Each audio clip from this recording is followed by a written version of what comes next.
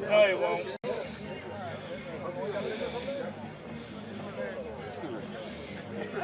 Look brand new. Batteries on my car. Kill him. How's it going?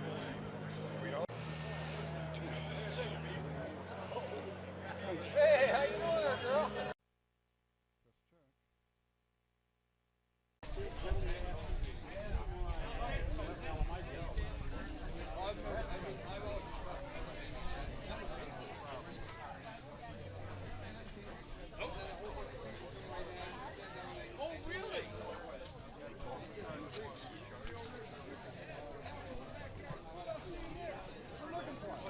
I'm going to ask him what hell's name is.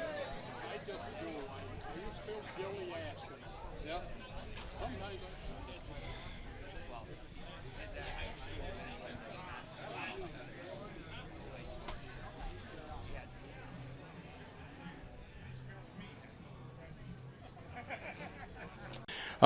Certainly this has been an overwhelming response, and we have kept our fingers crossed for a year, hoping that we'd get the weather so that obviously nobody had many excuses as to why they couldn't be here to enjoy such a super day, because this is our Super Bowl, and we're so proud and pleased to see so many of you taking time out of your busy weekends to come and join us and celebrate all the wonderful times that we had here at the Midstate Speedway and area speedways around to honor such great people.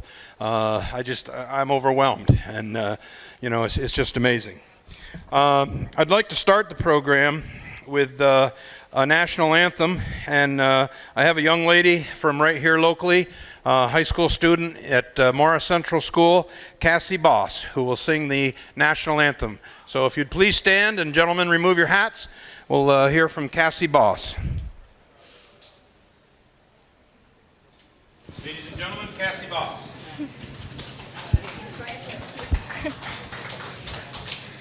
Oh, say, can you see by the dawn's early light what so proudly we hailed at the twilight's last gleaming, whose broad stripes and bright stars through the perilous fight o'er the ramparts we watched were so gallantly streaming, and the rocket's red glare, the bombs bursting in air, gave proof through the night that our flag was still there.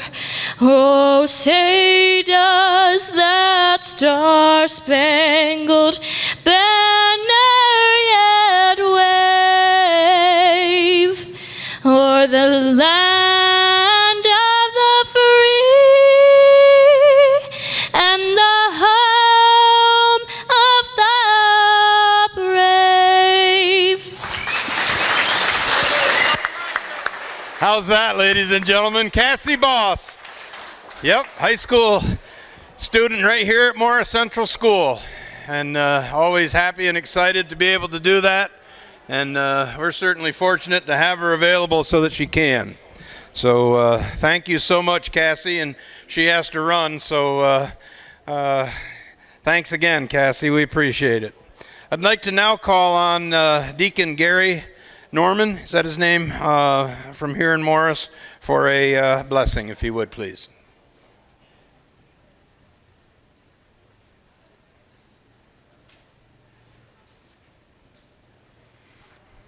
Let us pray. Heavenly Father, we thank you for this opportunity to come together today for this convention and this ceremony for the Hall of Fame. Help us to engage in meaningful discussion. Allow us to grow closer as a group and nurture the bonds of community. Fill us with your grace, Lord God, in any decisions we might make, and continue to remind us that all we do here today, all that we accomplish, is in the pursuit of fellowship with each other and for your greater glory. And at the close of the day, stay with us when we leave here and see us all safely to our homes again. All these things we ask in your name. Amen. Thank you very much. Thank you very much. That was very nice. At this time, I'd like to call on Rick Perry. Rick Perry was instrumental in creating the Central New York Stock Car Hall of Fame with two others, Dave Conde and Mel Ogden, I do believe. So if Rick Perry would like to come up and say a few things, perhaps explain to some of these people how this craziness all got started.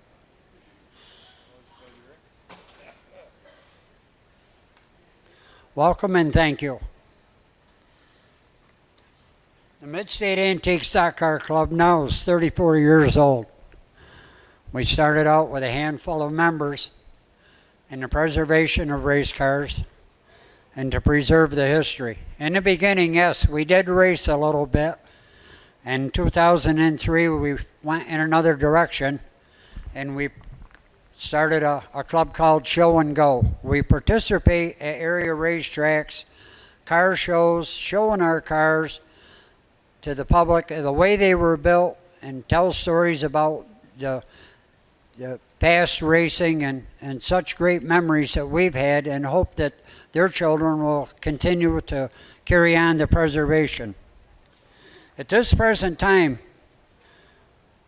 in 22 years, this Hall of Fame, we have 122 names etched on that trophy behind us. Some of the greatest drivers that ever turned a lap at this track, other tracks in Central New York, we've gone out of our way to put a smile on their face one more time. Our ultimate goal is someday be able to say that we accomplished what we have, and we have a long way to go. I would like to give a special thanks to our club members who worked so diligently putting this event on and went out of their way to make this another successful event. I hope you people enjoy the event today.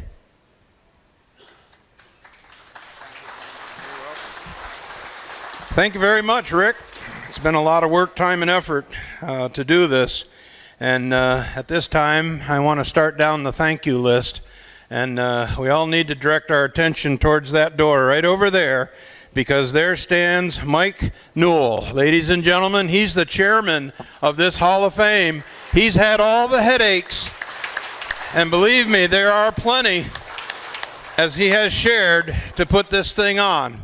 And without his work, time, and effort, I don't know that anybody else would be ready to step up to the plate to do it. And he always says, this is my last year. But I keep saying, no, it isn't. No, it isn't. You're going to continue on, buddy. We'll help you. We'll do as much as we can, but you're going to continue on.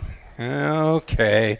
So Mike Newell deserves a lot of credit for all the work, time, and effort. Both he and his wife, who's out here selling 50-50 tickets, Debbie, they do a great job, and it's a year-round activity. It never stops. It's always on your mind, and you're always looking for this and looking for that, and so forth and so on.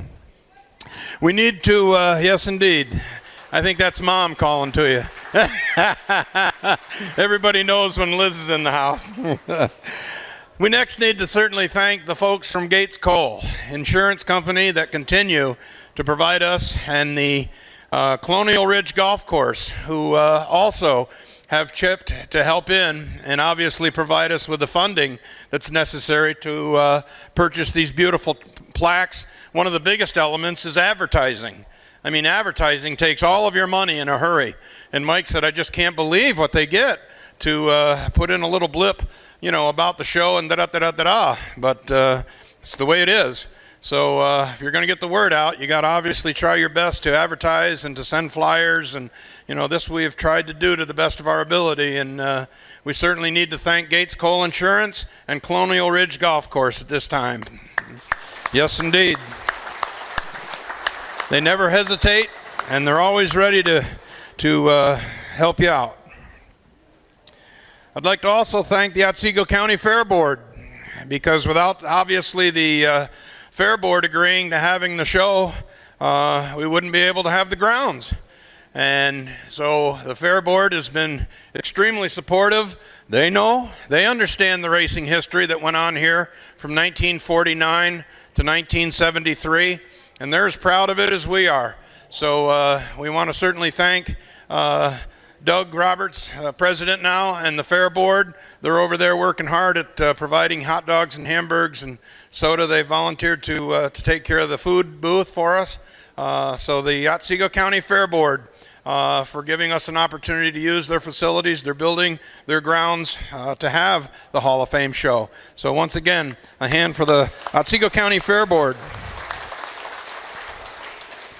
I know there's others in the house that, or others that I should be taking care of on this thank you list, but I have a special couple of thank yous to a couple of people that I know are here for the first time, ones that I've encouraged to come, and I am just so excited that today they are here. Ladies and gentlemen, the Flying Milkman, Kenny Moore from Rome, Pennsylvania.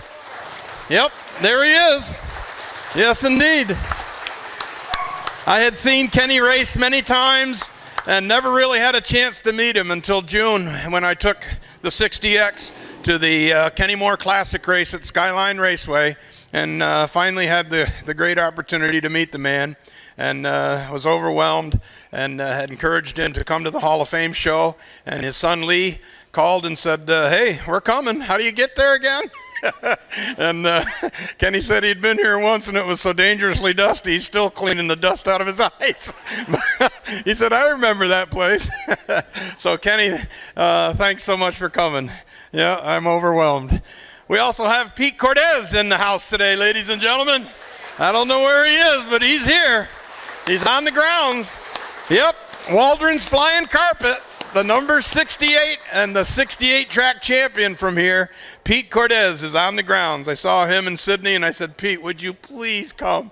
And he said, I'll do everything I can. He said, there's been conflicts over the years, but this year I'll be doing everything I can to come. And he is here today. Thank you very much. We're going to go ahead and start the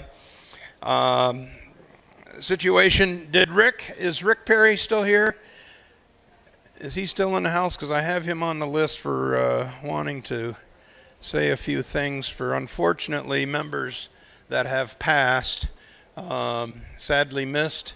I know that, it's a sad thing that any time and every time you either watch the news or buy a newspaper, it's almost a scary situation to look and see what has happened, but unfortunately, we'll catch up with him later on. At this time, I'm going to ask, if I may, Albert Kohler, better known as Ace. Albert is the owner of the X car sitting out here. He's been a great longtime fan of Butch Jelly, and unfortunately, sadly, Butch is challenged with a few health issues, as I understand it, and was unable to make it today. But I'm going to call on Albert, if he would, come up here and accept the plaque for Butch Jelly. Albert's out of Hoosick Falls, New York, and he has a shop in Bennington, Vermont. These people were at a show yesterday and were able to bring the X car for your pleasure, replica of the Butch Jelly coupe that you may remember. And if you would like to say anything about Butch Jelly. I'm honored to accept this plaque for Butch. I'm sorry he didn't show. When I got the car that I built, it was yellow, and it was an ice racer, and I thought for certain it was Butch Jelly's car, but it's not. And I just followed through, and I'm still building it. So very fortunate to have you, and thank you so much for accepting the plaque for Butch Jelly. I'll follow this up and make an effort to try to get Butch here next year so that you can see him and meet him and so forth. So if you'd give that to him, we'd certainly appreciate it. Yes. And,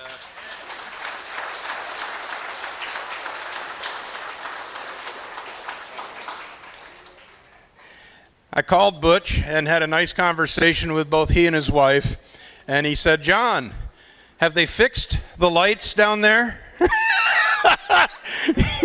He said, "Fortunately, I was leading a feature," and he said, "I came off turn 4 and the lights went out." He said, "I couldn't see a thing, obviously." He said, "I was just glad I was leading." I just held on the wheel. He said, "It was just like somebody coming behind you and putting their hands right over your eyes." He said, "That was a scary moment." I'd never experienced that one in all the driving and the racing that he'd had. But yeah, he said that was really something. I'd also like to introduce at this time Cal Thurston, if he would come up here, please. I don't have a profile on Cal to read for you unless he's got one with him.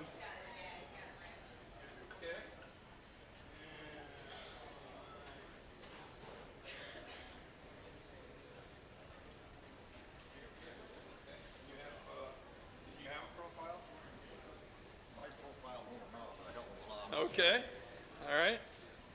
Well, maybe Cal can give you an idea. I've got a beautiful plaque here of his late model, number 30, right out front here in front of the grandstands. Ladies and gentlemen, Cal Thurston. If you'd like to say something. Yeah, I'll say something. I got a lot to say, but I'm not going to say very much. First off, I want to say hi to all the kids that are here for me. Number one, I only raced here a couple of years, and I couldn't race when I did. I built a race car that probably wasn't safe to race, but I raced anyway. I got a couple of stories I'd kind of like to tell. One being, how many of you guys know Mitch Gibbs? How many knows Mitch Gibbs' father? Bobby Gibbs. We knew each other a little bit, and we were always raising hell in the pits. And one day we got the idea that we'd make a bet. So stupid me, I agreed with it. I was in the first heat, he was in the second heat. We were going to try to race without a helmet. And the guy that got through was going to get the other guys winnings. I took it. It sounded like fun to me. I could use this money. He was always winning. I got about halfway through the first heat, and here come a guy out on the track with my helmet. Guess who? Mitch Gibbs. I wasn't getting his money. That's one story I had to tell. Now the other story is, I never won many races, never had a car worth winning many races with, but I got the chance to drive an old Studebaker by a guy by the name of Bill Newell built. I don't know where he got it from. All I can tell you is I know that he got a carburetor off the flats at Hotailings to make the thing run. And it was a pretty good race car. It run pretty good. Like I say, I never won many races, but I had a chance to win a feature this time. I come out of the fourth turn on the last lap, and I heard this great big roar. And I looked over beside me, and here's a guy by the name of Glenn Hawley with a Pontiac that was bigger than this building. And we finished in what they called a dead heat. And that's the only race I ever had a chance to win at Morris Speedway. It's good to be here. It's good to see a lot of old faces. Doug Jackson. I saw Fred Barsh. Fred Barsh used to have red hair. That's been a long time ago. Yeah. So it's good to see everybody. Ray Bunzy and I go back years and years and years. In fact, Ray and I bought a race car that Joe Norton owned. And we used to go to Penn Can on Friday night, 5 Mile Point on Saturday night, and if there was anything left, we'd come to Morris on Sunday. Yeah. And I also want to make mention of another well-known family that I've been associated with for years and years and years. When I was a kid in high school and we come over here, we used to see some great races. There was a guy by the name of Gordy Smith, a guy by the name of Kuzan Moose Carey. There was a whole bunch of them. Brent Cobb and everybody that we used to come over here just to watch. Well, I have been associated with Gordy Smith and his family ever since. And I want to tell you, the hands of racing in middle New York are in pretty good shape. Gordy raced, his brothers raced. I owned a car that Tiger drove for quite a few years. I helped Gordy's son get started in racing, Rusty. He's pretty successful today. And Gordy and I, we won what? 2 track championships at what was the old Shangri-La Speedway. The first year that we bought bought a modified, we won a track championship in Shangri-La and never won a race. That's a pretty good accomplishment. And we're still proud of that. Yeah. And now the hands of racing are still in pretty good shape because Gordy has got a grandson that looks like he's going to be a pretty good racer. Okay. I want to say in conclusion, I've had a great time. I only spent a couple of years here at Midstate, but I have great memories of the place.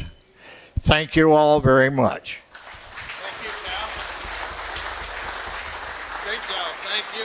Oh, I got one other thing to say. There's a guy standing in the back door back there. I can remember, I think, when he was in diapers. Because we used to go over to Bill Newell's and work on race car, and he was just about that age when I got to meet him. Thanks again, Cal. There you have it. Those are priceless stories. I'm telling you, it's just amazing when I have a chance to see and talk to some of these people. And the next person that's going to speak up here is a man that's got a lot of words about Midstate Speedway. Ladies and gentlemen, let me introduce to you Bobby Hoffman. Bobby, here he comes. With one of my favorites of all time, Buzzy Rudiman t-shirt on. And I brought a couple original pieces of Buzzy's out there, the door and the trunk lid off old Bess. There you are, Bobby. Hello, hello. Pet peeve of mine is, who doesn't have a 50-50 ticket? You better get one, because last word I heard, the pot's over $500. Do you believe that? So that means somebody's going to get half of that. I believe the other half goes to help keep the club going. But I was the next to the last track reporter at Midstate Speedway, and boy, was I glad to get rid of that job. 'Cause back then, no fax machines, no recording, and my wife hated typing the things up Sunday night, and it really messed me up because I always like to go to Morris Inn afterwards and see all the race car drivers and have a few beers with them. So instead of talking about that, because my CRS is the only thing that works good anymore, I'm going to tell you about 60 years ago and growing up in this little jerkwater town. So you got to bear with me. 60 years ago, I'm 9 years old, 10 if I'm lucky, and I lived up on Route 49, and that's where Willie Wilson and all those guys went by all the time. But before Sunday afternoon races, there was Saturday. What are you doing on Saturday? Well, you go down to your neighbor's, Brent Cobb's house, quarter mile down the road, half mile, and to play. Well, before you can play, first thing I do is barn chores. Anybody remember, any of you guys ever had a little farm? Well, they had a little farm. Well, part of the farm was clean the mangers, and then his father backed the spreader in. So guess what the next job was? You didn't push a button then, you pushed a shovel. And we used to be on opposite sides of the spreader. So about halfway through cleaning them gutters, half of it was in the spreader, the other half was on us. So that's the way it went sometimes. So sometimes we were nice to each other. Didn't throw full shovels full. Okay, now, got that all done. We wanted to go in the house for soup and sandwiches. Stop right here at the back door. Get them clothes off. Come in your t-shirt and underwear. Have so soup and sandwiches if you're lucky. Get done with that. TV time. Rin Tin Tin, Sky King, the Three Stooges. Back outside for can racing. Now, what the hell is can racing? It's soup cans, tomato cans, and a tuna fish can, which was for Stitch Mariano, his little chopped down car. So what do? You line them up at the bottom of the silo, pick out which car is yours, which car is his, and you throw rocks at him, knock him out of the race. Worked good. A lot of fun. Then, bing. Okay. Jump ahead. Another couple of years. Go down to Brent's on Saturday. Bicycle racing around the house. 10 lappers, 20 lappers, 50 lappers. Brent had a nice shiny chrome Schwinn at least twice a year. He gets spun out somehow, smack that tree, bend them fenders all to hell. Every year. Okay, now we're going faster. I'm going to get my notes here. And then a little bit further down the road, 14, 15, I got to be real good friends with the people on the Morris Inn. So my mom and dad kind of lived in the Morris Inn. I grew up there, living there too. But the first thing we had to do Sunday mornings, when you guys were all in church, you good people, we were at the Morris Inn. Dad was having a cup of coffee and a brown bottle of coffee, you know. And Oscar and I had to fill all the coolers up before we could get out and come to the races. So by 12:30, we had the coolers all full. Run like heck down the races, watch them. Run like heck all the way back. That was when I was still young, and I could see Willie Woos and the gang come into the Morris Inn when Gene Cole was racing then, and later was Moose. And you know how much beer you guys could drink from 5:30 at night to 7:30, 8 o'clock? Would you believe 20, 25 cases of beer? Not just those guys, everybody. But us kids were just hustling from the cooler downstairs to keep them coolers full. And then we made king-size roast beef sandwiches, tuna fish sandwiches. Everybody loved them because Ann made sure you got a good sandwich when you ate there. Okay, now I'm back to 13 years old, helping Doug Hoig and his brother Weeder with an A or B class car. And they says, "You want to race a mechanics race?" I said, "Oh boy, yeah, I'll try that." So got my dad to lie my age and sign a waiver. So we're out there. I think I started last, or damn close to it. And I said, "Well, what do I do?" He said, "Well, put it in second gear and leave it there and stomp on it." So that's what we did. Round and round we went. And the holy scariest thing about the whole mess, I finished third out of like 6 cars, was coming into the fourth turn, just cranking it to the corner, and here's a fuel tank right in the middle of the track. But we missed it. I'm here to tell you, that's why we missed it.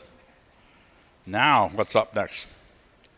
Oh, and I also learned that if you're going to race, you have to learn to breathe. You can't just hold your foot on the carburetor and steer. You got to breathe a little bit. Because a lot of times you can't make a whole lap without taking a breath. My favorite drivers back then? Let's see. Maynard Smith. Anybody remember that dude? Big, burly, husky guy. Rode number 1. Then I realized after later on he didn't run Midstate anymore. He snuck off to Fonda on Saturdays, which I couldn't get to. There was a pair of Schultz brothers out of Richfield area. Bill, Gil, and Jerry. Well, my favorite was Bill with a 21. Nice car, nice driver. And I remember he passed away a year or so ago. He was a very much decorated World War II vet. Really good. Now some funny names some of you probably never heard of. Barney Barnard, Bob Barney. Those are guys that names really dig back to remember. But then, jump forward to 1966, senior in high school. My brother's home from the Air Force. "Hey, brother, you're going to help me? They're going to have a figure 8 class, and I want to do it." Okay, we did it. We got out there, going round and round, and it was fun till they took it off the small track and ran the big track, and then you go across the X. Now you're doing 50 miles an hour. That was a little hairy and scary when you're 18 years old. But I did win 1 heat. The heats then, you used the oval, didn't cross the X. And guess how much I got for winning that heat race? $3. I should have saved that check. I don't know why, but it burned a hole in my pocket. I had to cash that. Back in 18, you could get a beer, you know. Oh, now what's up? Oh, I got to tell you one episode. We lived just a mile and a half up the road. So how do you get your car to the track? Well, you tow it with a chain, naturally. You don't hook up to nothing. But one day, in the middle of the week, we were brothers working on the car with me. We decided to try it out a little bit. So he wanted to run it down the hill. I said, okay, well, I'm going with you. So I climbed in there, and we had no windshield in it or no screen or anything. So, and I couldn't get comfortable sitting in the back, so I'm going to stand up right through the windshield.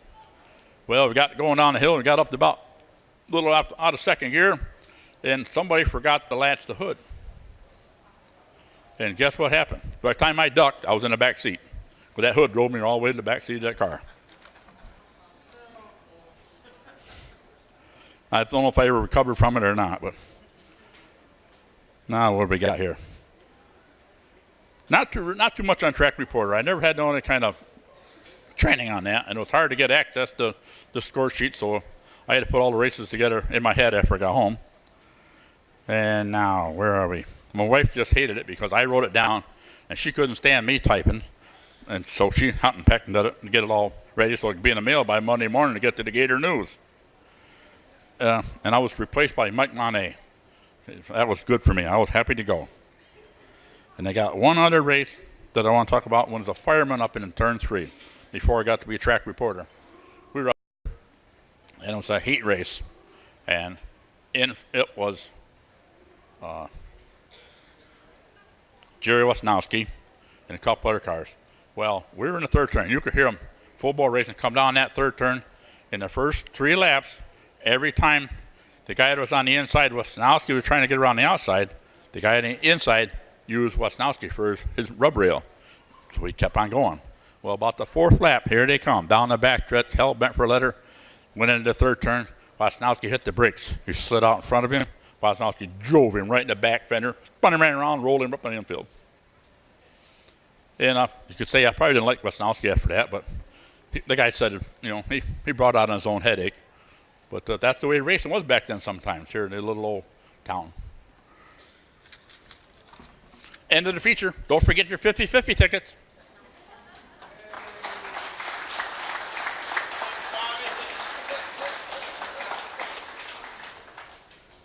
Yeah, never a dull moment when you got Bobby Hoffman in the house. Yeah, he wrote many articles about Morris and Midstate Speedway for the Gator News, and he was also an avid Billy Wimble fan. And you'll typically see him at the racetrack, up Utica Rome especially, Sunday nights. Yeah, he's still up there challenging himself. We rounded up Rick Perry, and Rick is going to give to us a little silent prayer for some past members. Rick?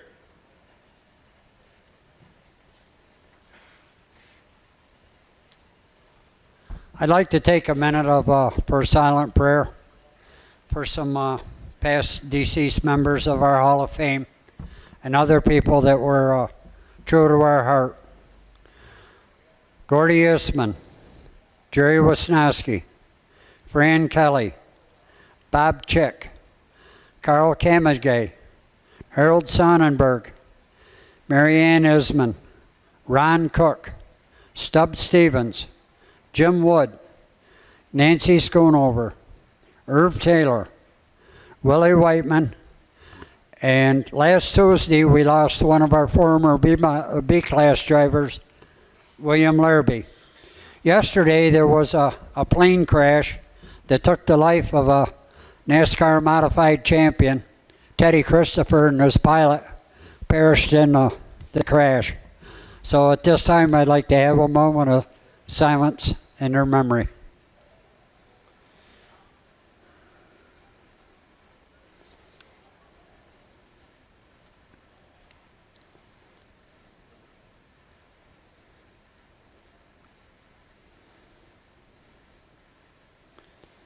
Thank you very much.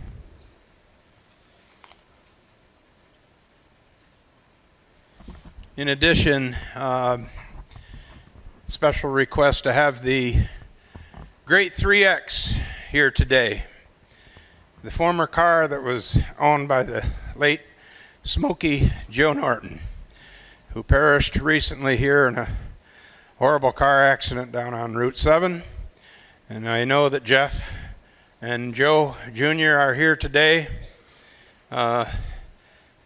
Sadness, but we've lost Smokey Joe Norton. At the funeral, I was able to tell 2 stories. Excuse me for choking up, but he was a great buddy of mine. One of the stories was when I was 12 years old, 11 or 12, and I sat up here in the stands and I heard Smokey Joe Norton driving the 3X. And as a little kid, I thought, Smokey Joe, why do they call him Smokey? And so I had to run down to the chain link fence and look. Sure enough, there's a man out there getting ready to drive a stock car with a stub cigar in his mouth. I said, that's kind of funny to think that a man can go out there and race a stock car and smoke a cigar at the same time. And I know there's been others, but that sure was something peculiar to me at age 11. And then I also shared the story of when we kids were probably 12, 13, I don't know. We used to take our bicycles down to Sydney on Saturday mornings. And first place we wanted to go to was the Western Auto on Cartwright Ave, because they had a beautiful display of bicycle accessories and so forth. Then we'd run over to the car wash. Sydney was one of the first power car washes in the area. For 25 cents, you could wash your car. Well, we used to line up our bicycles and wash them off with that pressure washer. Think, boy, that did a nice job. Then we'd leave and go over to Doug D'Imperio's Subs, and buy a submarine sandwich on Main Street, right next to the Landers Funeral Home. After that, we'd take the sandwich over the river and go to the Esso station, because we knew Smokey Joe Norton would give us a soda. He always felt that it was kind of neat that these guys would ride all the way from Gilbertsville on bicycles to Sydney to come and see him. And so we'd show up, and he'd sure enough give us a soda. We'd have our submarine sandwiches, and he'd show us, always had time for us. Always would show us the car, and we could sit in it and look at it and so forth. Even caught one time Tom Toomey painting the numbers on the car, and that was a special event. Very special event. Smokey Joe Norton always had time for you, and it just pleased me to be able to, have such a great friend for all these years. The last time I think I saw him, I was at Chambers and O'Hara car show. He had a show in the spring of the year, and I took the Wimble Coupe down there, and as I set up all the memorabilia and so forth, and a few minutes later, here comes this Buick LeSabre, and I look over, and sure enough, there he is, and he said, come here. And I walked over and I said, hey Joe, how you doing? Good to see you, blah, blah, blah. He said, I want you to know that I only came to the car show to see what junk you bring down here. I said, okay, well, thanks so much for coming, Joe. Appreciate the support. But my heart's out to the Norton family. And I want to thank John Clark for bringing the 3X, Old Nellie. That's the original piece, folks, driven by Benny Stevens, sitting out there with some trophies on it that came right from the Norton residents that were won with that car. So thanks again, everybody, for listening, and the Norton family. Wow, what a family. At this time, I'd like to ask Gary George. Now, most of you know him as AJ, because you've seen so many race cars that said signs by AJ. Ladies and gentlemen, we have AJ in the house today, and he'd like to speak on some for a few people for us. So, Gary? Thank you. You're welcome. My pleasure.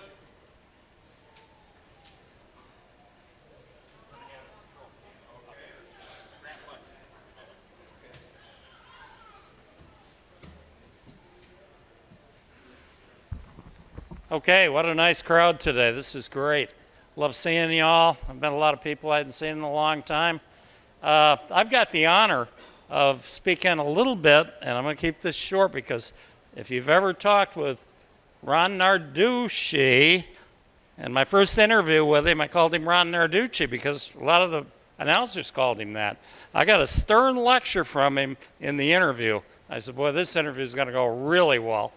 But Ron Narducci, I'm going to tell you just a couple stories. Is Chuck Brownwell here? Okay, I'm going to want you up here. Okay? Oh, yeah, I talked to you already.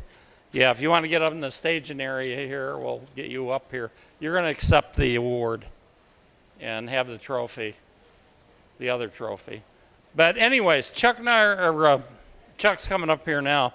Ron Narduzzi, you know, when I did an interview with him about a year ago, I had somebody ask me a question. He said, well, why are you interviewing somebody like that? This guy he run way in the back. I said, well, let me tell you something. I learned a lot from him. He run these 100-mile, 200-lap endurance races with the NASCAR modified cars all up and down the East Coast, chasing points. And I said, you know, you were always a top 5, I used to watch you. As that race progressed, all of a sudden he's 12th, and then he's 10th, and then all of a sudden he's running 4th or 5th, and he just kind of rides it out to the end. I asked him why, because I think he had equipment that could have won a race. Well, he said, when you do this for a living, and he was for many years, racing stock cars, he said, you got to put bread on the table and, you know, trophies, as my good buddy Joe Donahue told me you can't eat trophies. So we're gonna make some money. And Ron was quite a talker. He was very personable. He could not be here today, unfortunately. He has moved to South Carolina. He's in the process of getting that move done. But I will guarantee you, he told me, and I'm going to go get him if I have to, he will be here next year for this event, and he'll get a delayed trophy. Now, where's Chuck? Let's get him up here. He's got some stories, probably better ones than I know, a good friend of Ron, and I'll let him do a little talking, and we'll do the presentation.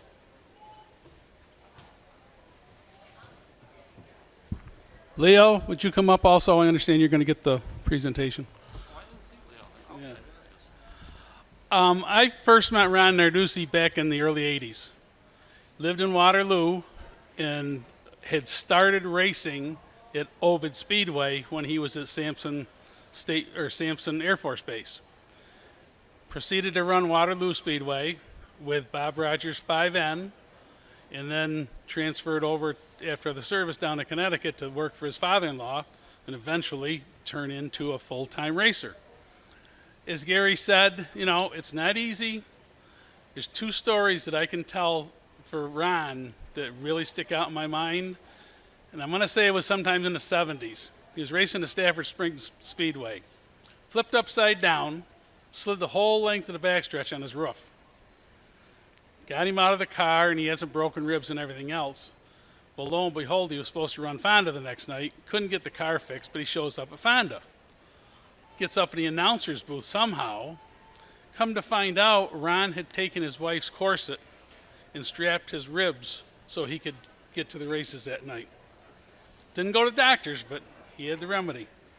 The other part is when I said when I first met him was in early 80s, drove by this house out in Waterloo on 96A, and his coupe sat there, kind of rusted out and stuff, you know, and of course all these race people have to stop and say about it. So I go up the door and knock on it, you know, and I said, well, how, you know, there's a coupe out there. He goes, yeah, it's my coupe. It's just to race it. And I, well, if you don't mind, I mean, I never met the guy. I said, who are you? He's Ron Narduzzi. And it's like, okay, here I go. I'm about ready to pass out. And it's like, this is Ron Narduzzi. He's famous, you know, and he's talking to me here again, back in the 70s. So lo and behold, he had the coupe. No one sell it. I'm going to fix it up. I'm going to race it. He's going up to Vermont to his in-laws. His father-in-law's retiring. He's got a small engine repair shop, and he's going to take it over. Guess what? Coupe goes on the trailer. Coupe goes up to Vermont. Knew where he was because I also co-hosted the Waterloo Banquet for a number of years, and Ron would come down. Lived in Ascutney, Vermont.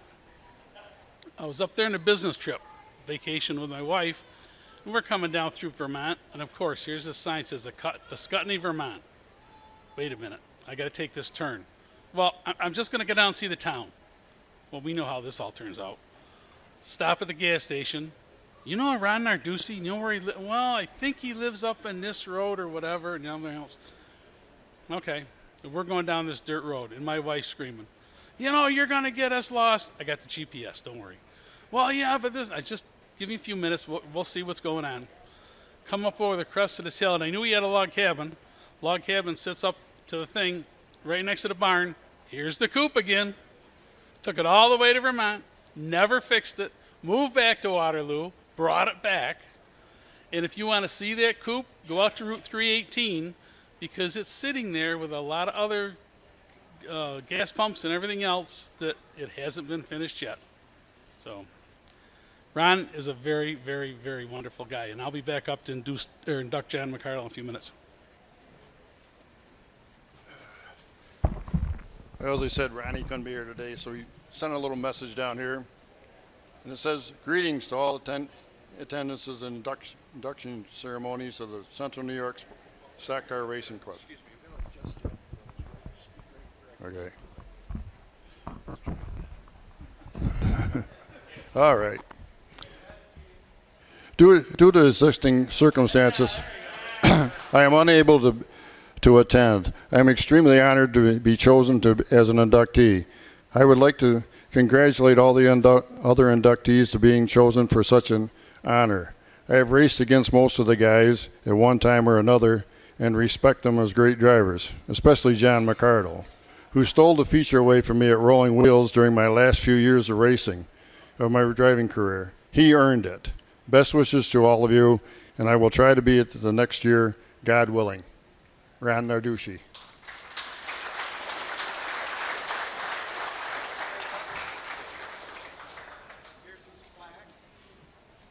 Okay, I got one other comment I want to say real quick. Ron told me his proudest moment in racing was this here, the All-Star Racing League. Anybody remember that? He ran every race, and he won 2 league championships at, I believe, with Fonda. So I just wanted to bring that up because I'd forgot about it. Okay, let's do the presentation. I'm sorry. Here I have the plaque, Central New York Stock Car Hall of Fame, Midstate Speedway, Morris, New York, Ron Narducci, September 17th.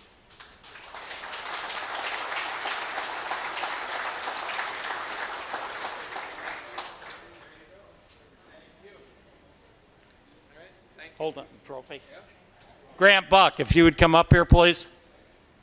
Grant Buck, report to the front. Amy's Checkered Flag Bar, I know we're not supposed to advertise here, up in Waterloo, if you're ever up there, what a place. She donated this 1954 trophy that Ron won as the track champion. So I'd like to have, is Leo and Chuck still here? Yeah. Can you come up here real quick and they can do a picture, and then we'll get on to the next. You can take a look at that. If I ever lose that trophy or even break it, I was told the consequences would be severe. 1956 track champion at Waterloo, New York. That's his trophy. All right, where's Leo? Leo's coming. Let's just get a quick picture and we'll get going. Move this program right on. Okay, watch it. Look that way, this way. That guy right there.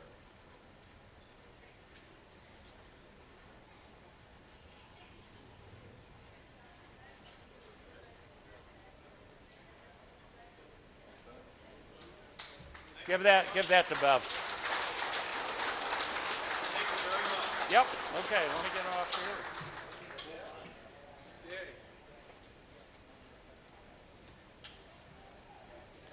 Well, thank you very much. That's always great.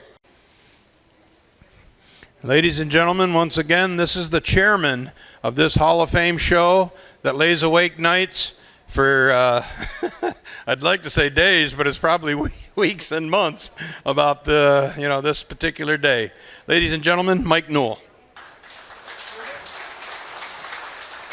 Good afternoon. Appreciate everybody being here today. A lot of smiley faces. We used to give out a special award called Don Phoenix Award for people that did whatever in racing and raced and worked on cars, whatever it may be. And this man is long overdue. He's been in this racing stuff for, I don't know, since the 50s, 60s, 70s. What? You can't hear me? I can't yell like you. Anyway, he has been around a long time. He's still doing it. He's very active. And I think he can still man a car pretty well. So would Jeff Ackerman step forward here? Where's Jeff? Jeff? I'm going to hand this over to Jeff, and he'll finish this up.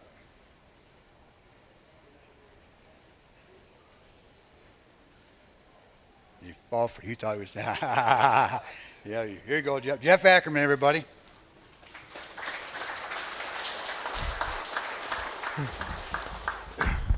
Is this thing on? Good afternoon.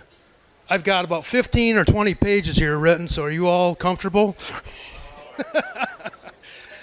I want to thank all of those who made this day necessary.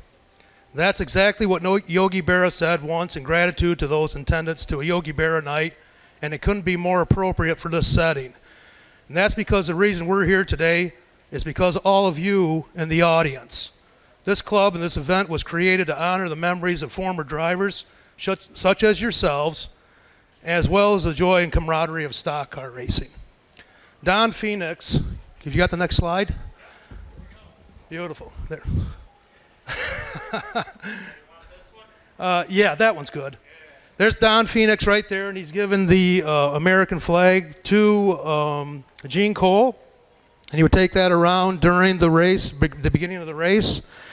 And Don was one of us. He flagged and photographed racers here at Midstate during the 50s and 60s, and the racing bug coursed through his veins just as it does ours.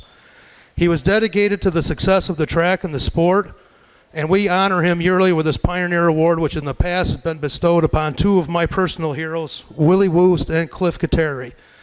Today's Pioneer Award goes to another one of my heroes who, until now, didn't know he's being honored.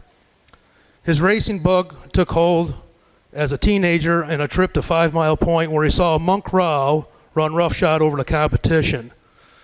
By the time he was 16, he and some friends convinced local garage owner Hermie Strain to donate a 41 Ford Coupe to their racing cause, and the V8 Tomato Juice Special was born. And that should let the cat out of the bag. You can put the next slide up, Gary. Put the next slide up. That's good. That's Don again. We can go one more. One more slide. There we go. Thank you.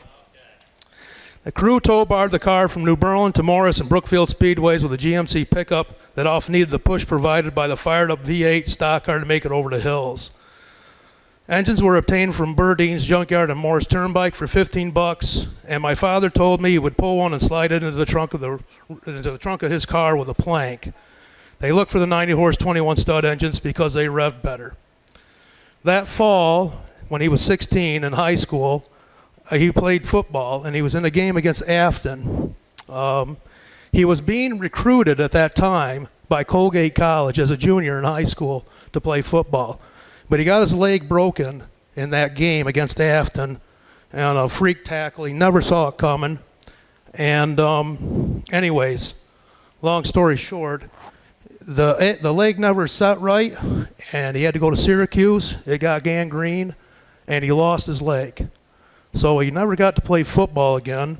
He did play basketball, but he told me when he came out of the hospital then that he decided right then and there that he was never going to let the loss of his leg stop him from doing anything that he wanted to do.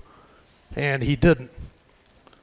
So anyways, the following year, he continued to race. The V8 crew replaced the 41 coupe body with a two-door, and had some success at Brookfield. Gene Cole took it to a second place at the Brookfield Fair. And later on, he got done racing with the V8 team. He went over to work with Willie Woost, and they built the 43, the Gene Cole, the green 43 that you see out here. And then after that, of course, they built the Mouseville Monster, that Otto Graham, who was here today. He lettered that car. And Curzon Carey won a championship with it right here at this track. And then after that, they went on to overhead engines and ran a number 88, and they ran that through 1968. And then in 68, the price of racing got pretty expensive, so they got out of it. They decided they couldn't do it anymore, raised the family for 15 years. And then in 1983, this orange number 88 that you see out here today was the first car that was built for this stock car club. And it was at the New Berlin Youth Days. And we saw it there and we said, geez, that's a good idea. And Ralph Rast had restored that car. We said, man, that's a really good idea. And we started a club. And that was 1983. And at that time, we decided to restore cars. We weren't really into racing them, but what we did it for was to honor the people that used to race. And that's why the club started. That's why we have this event here today. So since 1983, he has been doing nothing but building cars, finding cars, and putting cars in the club. At one time, we counted a dozen cars that we either had built or put in the club that were racing with us. I know it's awful warm today, and I want to get through this quick. But I have to say that the determination he's had all these years, he's never felt that there was anything that we couldn't fix. And I want to just illustrate that with a little story. One day I was underneath the 43, and I can't really remember exactly why, but we had to pull the starter. And the starter was working fine, but we had to get it out of the way to do something else. So I crawl under the car, and my father says to me, he says, now be careful. It's real easy to pull the cover off that starter. And it's a good starter. And yeah, no problem. I got it. And I immediately crawl under the car and pull the cover right off of that starter and pull it right apart. And so he looks at it, and I'm looking at it, and I said, well, we got another half a dozen starters in a van up in the woods. Let's just go get another starter. No, we're going to fix this starter. And it was a day like today, warm, and we're in a little one-holer shop with no ventilation. And Thomas, my brother, is there, and he doesn't sweat, but he's sweating. And I'm there, and I always sweat, and I'm sweating. And Dad's there, and he's sweating, and there's 6 hands and 4 screwdrivers down in this starter. And every time we get close to getting the starter to put the armature into the case, one brush falls out. And we try it again, and another brush falls out.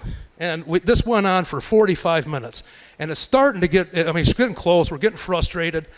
And we try it one more time, and there's a brush out. And Tom and I step back from the bench, and my father snatches that starter off the bench and lifts it up over his head like this and spikes it into the ground so hard that it bounced. His feet came off the ground, and he reaches back to the heavens with his fist clenching and goes, I can't fix this effing starter. And Thomas and I walk out of the shop and all the way around to the back of the shop and look at each other and burst out laughing because it was so hilarious. You had to be there to see it.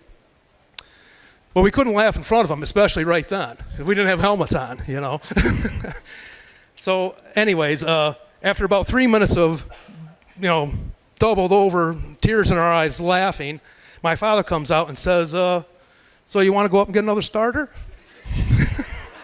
So we did. And just one more story about him. I mean, he's dedicated, he has done numerous car shows in the winter where we're taking cars. I can remember going to Syracuse, and it's like 10 below zero, and we're trying to get the cars off the trailer. Mel Ogden was there that night. His car wouldn't come off the trailer because the transmission was froze. And we got our, we did, this stuff went on and on and on. I could write a book about trying to get back from the tracks, in the evenings when something breaks down. But regardless, so for the last 35 years, he was a president, and he supported the club. He'd do anything he could to promote the club. And that kind of dedication just doesn't, it's extraordinary. Recently, a couple of Jehovah's Witnesses showed up to the house, and he always has them in. And they're talking to him. There's 2 ladies at the kitchen table, and they're talking to him about religion. And when they got done talking to him about religion, my father said, you see that number 34, that coupe poking out of the garage right there? And they said, yes. And he said, that's my religion. And that's kind of how he has been. I mean, it's more than an obsession. It's, it's been a way of life. I'd have to say an honorable mention must go to my mother for putting up with us for the last 60 years. There was always a sandwich waiting for us, or a meal, or, how did you do at the races, when she knew we didn't do well. Sarcastic remark. But anyways, he has been as dedicated as Don Phoenix ever was, and there's nobody that I can think of that's more deserving of this honor than my father, Richard Ackerman.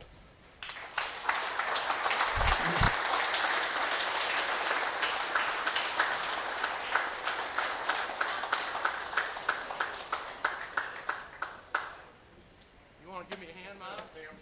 Yeah, you want a camshaft? I got a camshaft.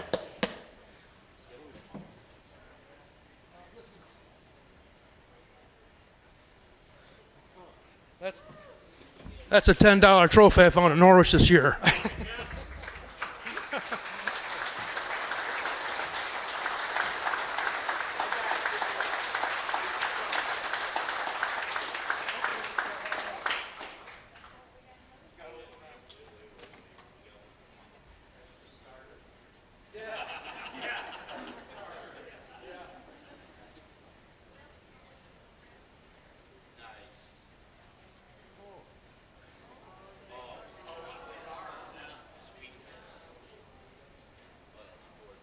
This is a replica of one of our very first cars.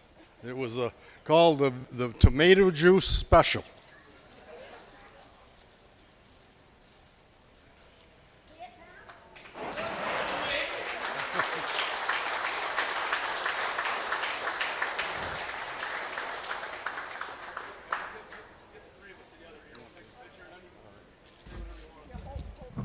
This is a complete surprise to me. I should have realized when she made me get a haircut a couple days ago that something was up. And even more amazing, my son got a haircut. But we've been in this, well, before we raced here in probably 1956 with the V8 car, and then on with Willie Woost and with the 43 and the 88, and then we got out of racing until the Midstate Club started in, I think, 83. There was 5 of us that started. And we've got 2 of those cars, the original cars here today, of the original cars that started the club.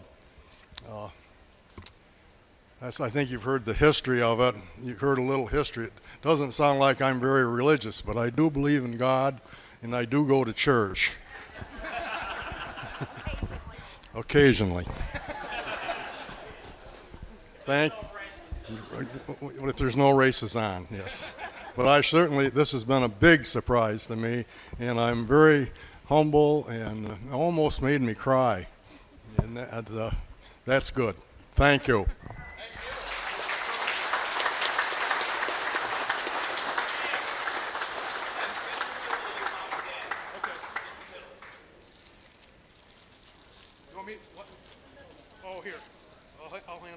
This plaque that they gave me, I just saw it.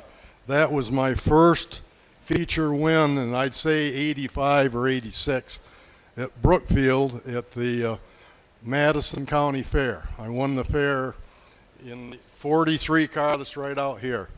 And that was my first feature win. I'd say, 40 years ago? Yeah, 30 yep. So. Thank you. Okay, thank you. Yep. Thank you.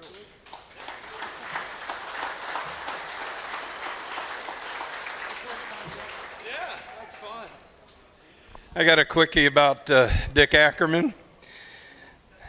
When he was the president of the club, we went to a show. I'll leave the track's name silent. But at this particular place, typically at most places, the agreement was that if you brought a car, you got in with another person for nothing.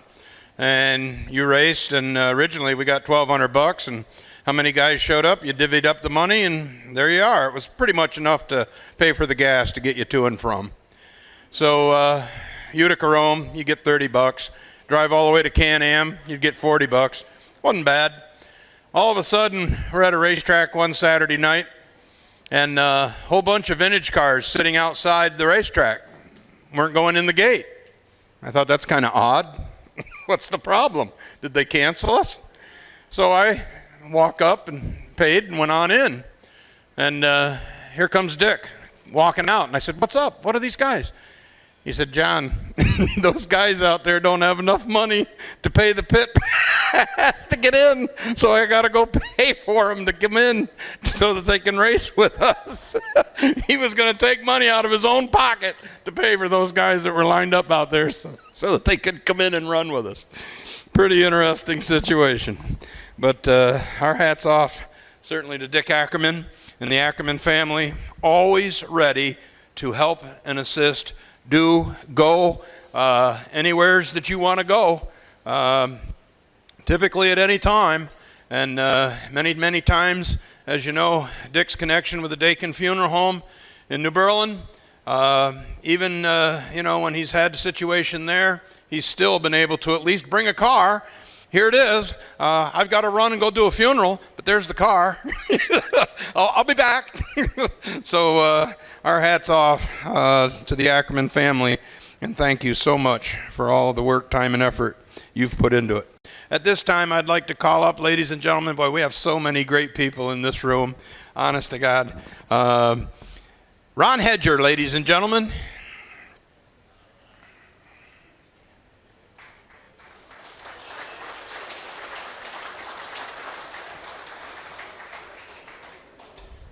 I'm a little out of breath. I don't know if I can talk. All the time Jeff was going on, I'm thinking, oh my God, the fool's got a starter in that cardboard box. I figured he was going to hit his father with the old starter trick.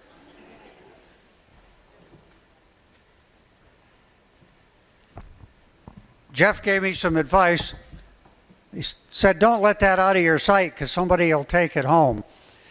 I was at the Saratoga Auto Museum the other day.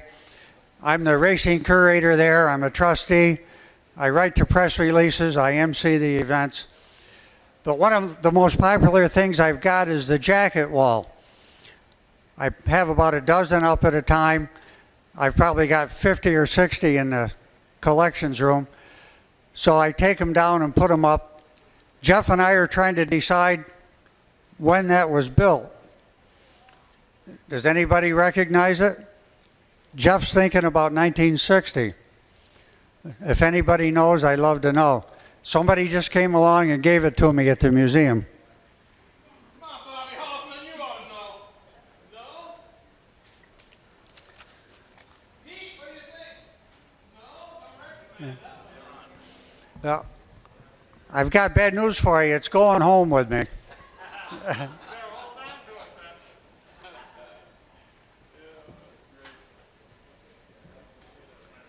I usually start off museum events with a trivia contest. So let's go. I got 4 tickets for the Auto Museum. You can use them anytime. A bit of advice from an old codger.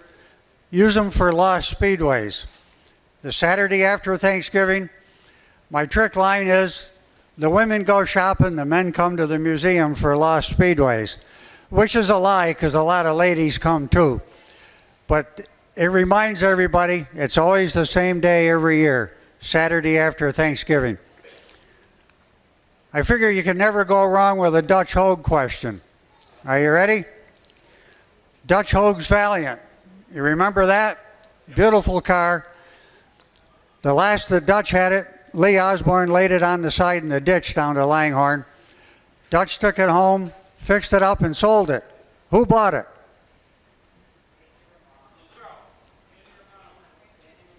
Okay, over here. Andy Romano. He ruled the CVRA with that for a couple of years until he rolled it over and the roll cage collapsed, and then he found out how light it really was. So Chuck's got one coming. Ronnie Narducci. You can't go wrong with a Narducci question. The 1968 All-Star League. Fonda. League champions. Who were his 2 teammates? Wimble was not one. You got to give me both.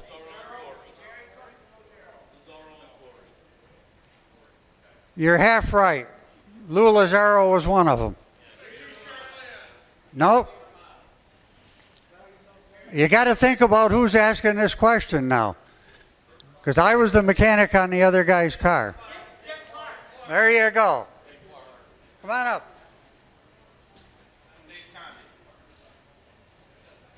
There you go, Dave. Come and see us. Bring the wife. She can always go shopping in Saratoga. Help the economy. And I was cheering for that 16 inch. We had a Joe Norton observation here. My brother drove for Joe Norton for a long time, my brother Randy. This is an asphalt question. Who did my brother drive for before he drove for Joe? No. Who said Tony Vecchio?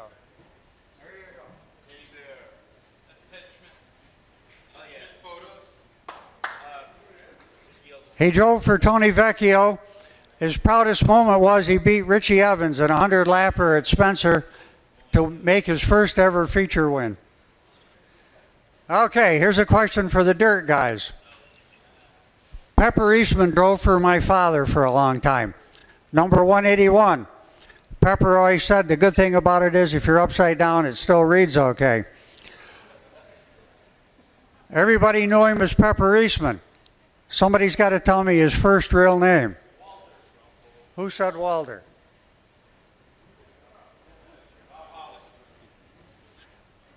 Our man from Sangerfield.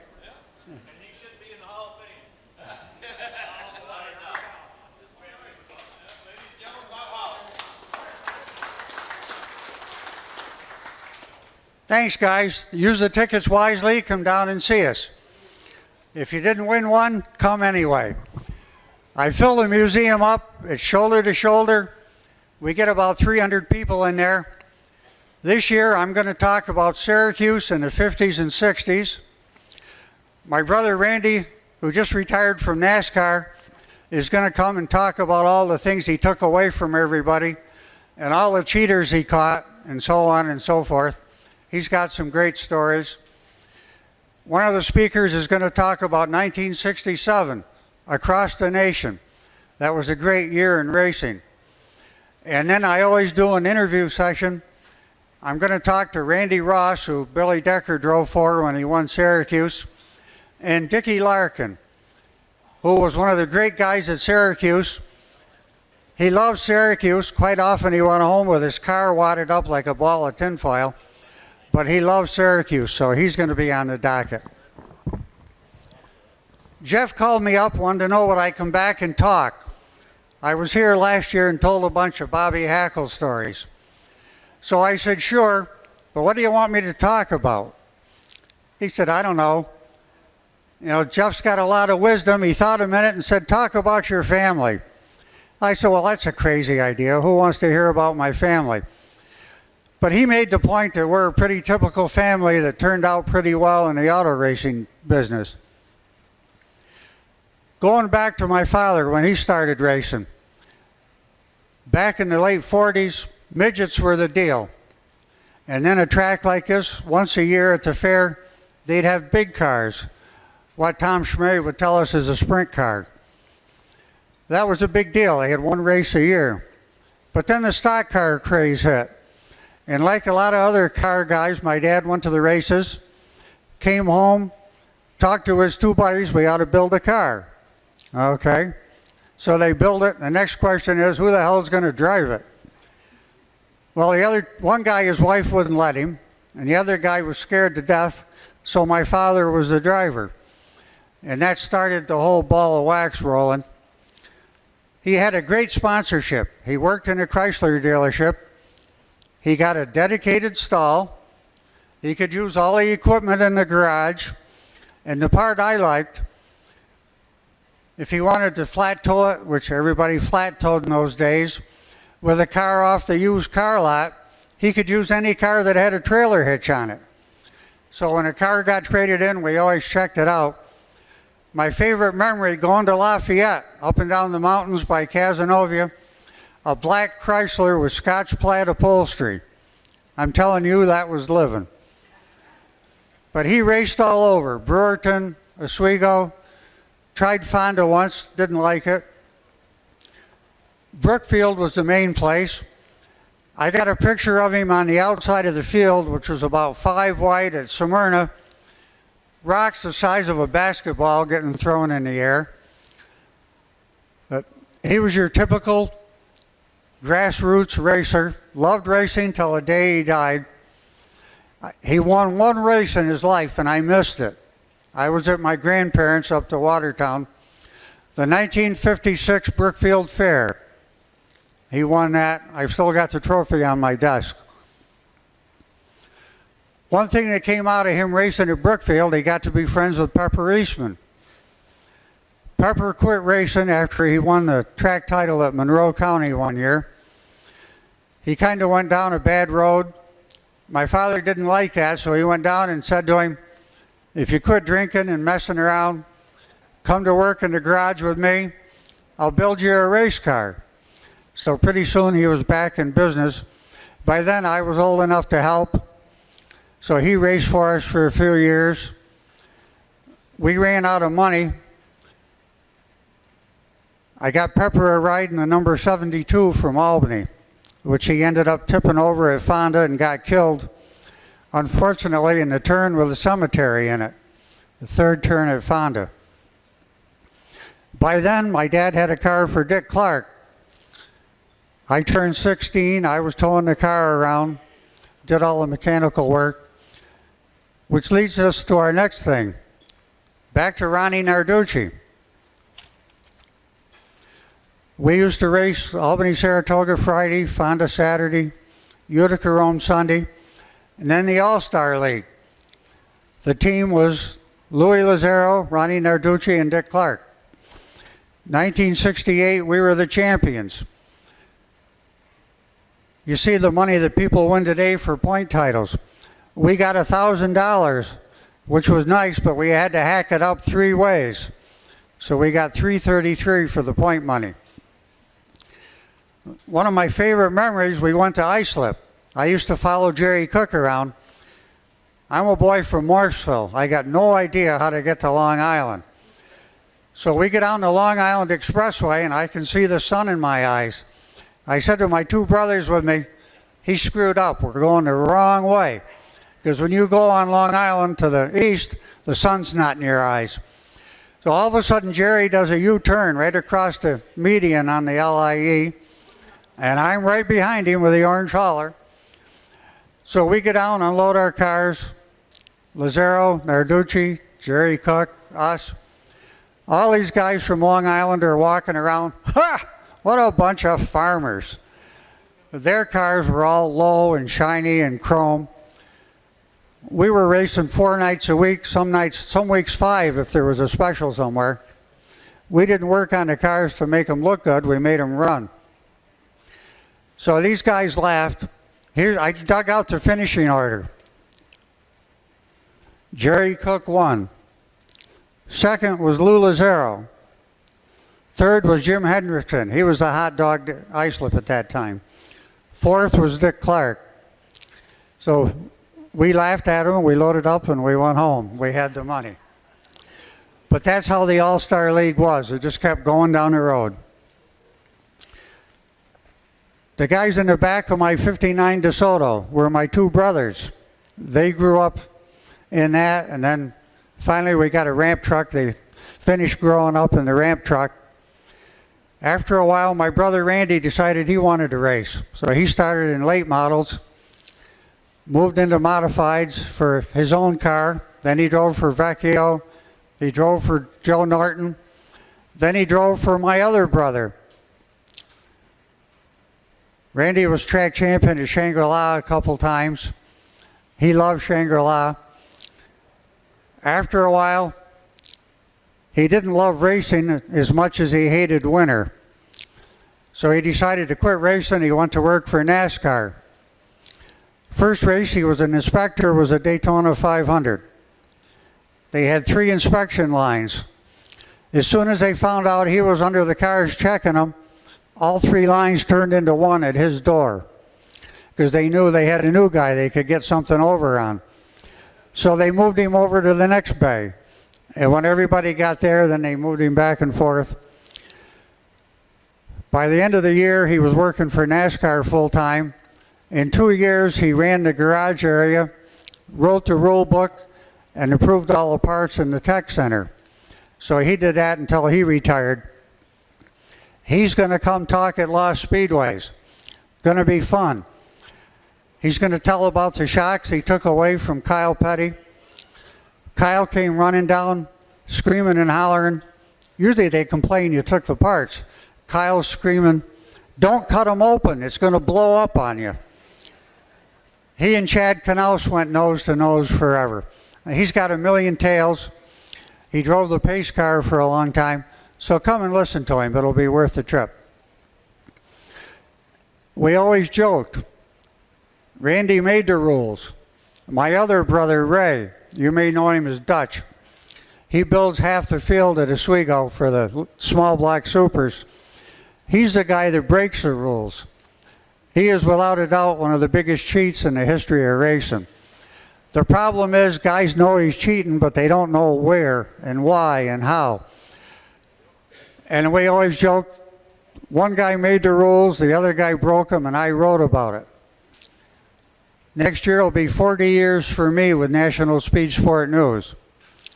In the meantime, I wrote hundreds of features for Stock Car Magazine, Open Wheel Magazine. I still do a dozen or so a year for Speed Sport Magazine. I'm still on speedsport.com all the time. I'm 71. My wife's waiting for me to slow down, but it hasn't happened yet. Too much fun going to the races. What I like is all the second and third generation guys now, I know their father back when. For a long time, I was the chairman of the New York State Stock Car Hall of Fame. I loved that because when we came time to vote, a lot of times I was the only guy that had seen the guys race and knew them personally. The other thing I'm involved in, I'm president of the Eastern Motorsport Press Association, which brought me one of my great honors in life. For the last 5 or 6 years, I've been on the voting panel for the NASCAR Hall of Fame. You can't beat going in, sitting down. Last year, the guy next to me was Junior Johnson. We sat and bullshitted about all the things he'd done over the years. You might not be surprised to know he was involved in moonshine a little bit. As he said of Clay Earls, I knew him from a business association before we started racing. Clay owned Martinsville, but he was also in the moonshine business. One year I sat next to Bud Moore. It's a great experience, which I'm going to be sad to give up when I quit being president. That's one thing I'm going to do. On a sideline, usually when guys find out all the stories I've written, they say, "What was your favorite story?" I don't have a favorite story, but I've interviewed guys I never would have got to meet otherwise. Don Garlitz, all the Cup guys, IndyCar guys, almost everybody that drove a stock car around here. Teddy Christopher died yesterday in a plane crash. I was debating whether to tell this story about Teddy, but I think it'll give you a good idea of the kind of guy Teddy was. I did a huge feature on Teddy. The only thing anybody remembers from that is the 3-knock rule. Anybody know what that is? Teddy explained he had a rule, 3 knocks. I'm here. Second one was a little harder. Pick a lane and stay there. The third knock, I'll pick it for you. He'd blast them out of the way. But Teddy was a gentleman. He always gave them 2 warnings before he parked them. The other story that people loved that I wrote, this was a long time ago. Anybody ever hear of Eugene Munger? He's a big burly guy about the size of John from Vermont. Farm mechanic, racer, drove for the Richardsdale Farms up there. The title of the story was Racing is the Safest Thing I Do.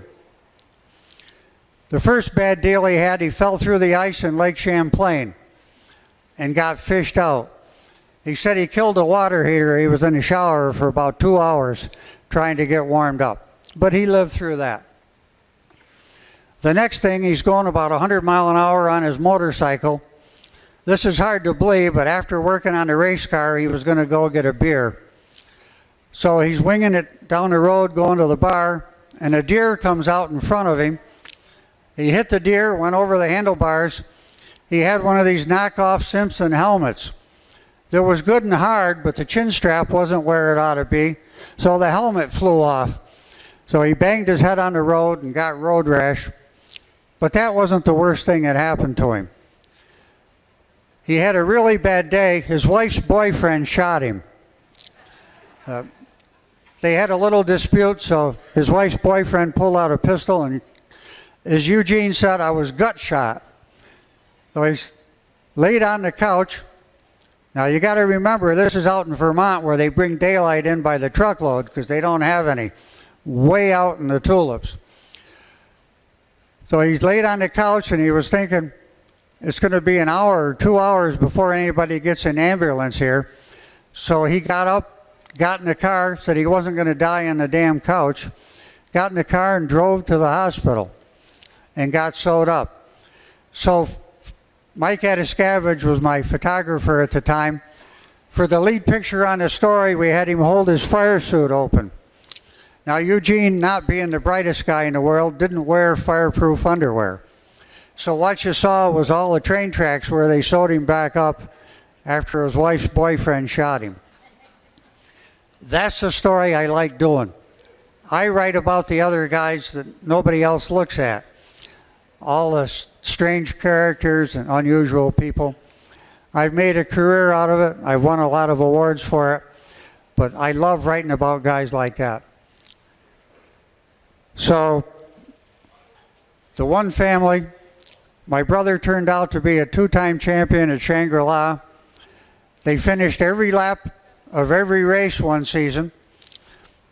We got any mechanics here? Could you change a radiator during the feature? My brother's crew did that one year. They had a big jingle, got a hole in the radiator. My brother, that's the big cheat, he's a hell of a mechanic. Now at Shangri-La, to go in the pits, you go down the front stretch to the flag stand, you take a left, go on the little track, and come back to the third turn. So you don't just zoom down pit road.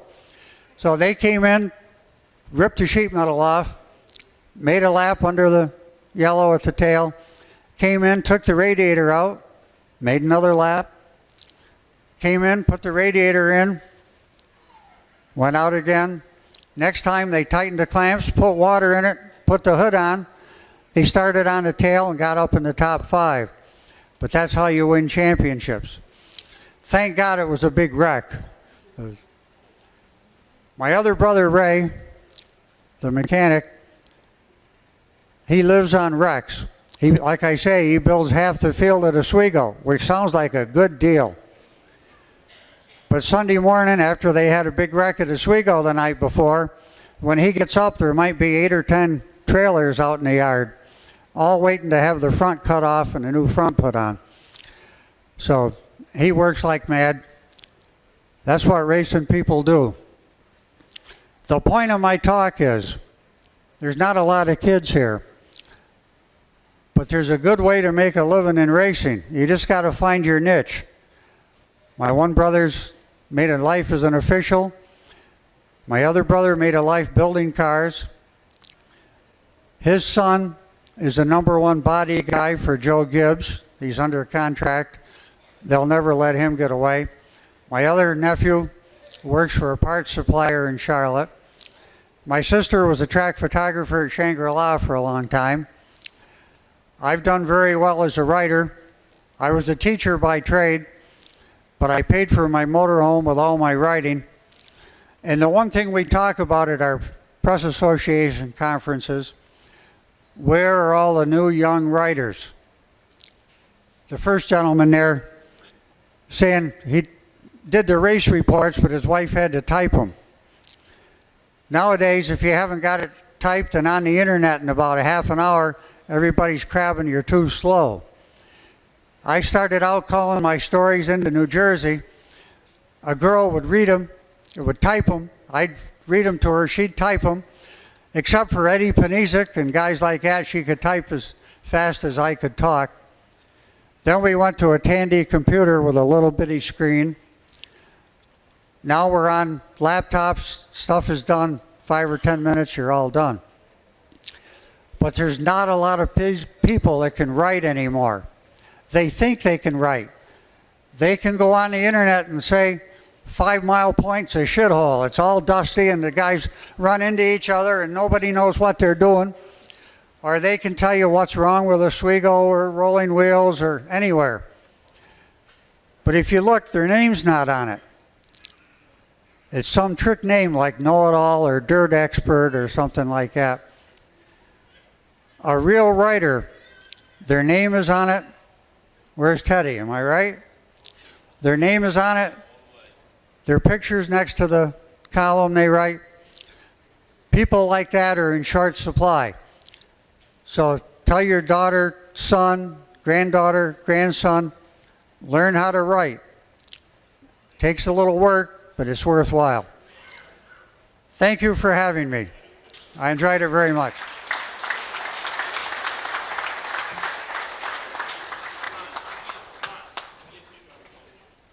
Yes, indeed. Ladies and gentlemen, Ron Hedger from the great Hedger family. Yes, indeed.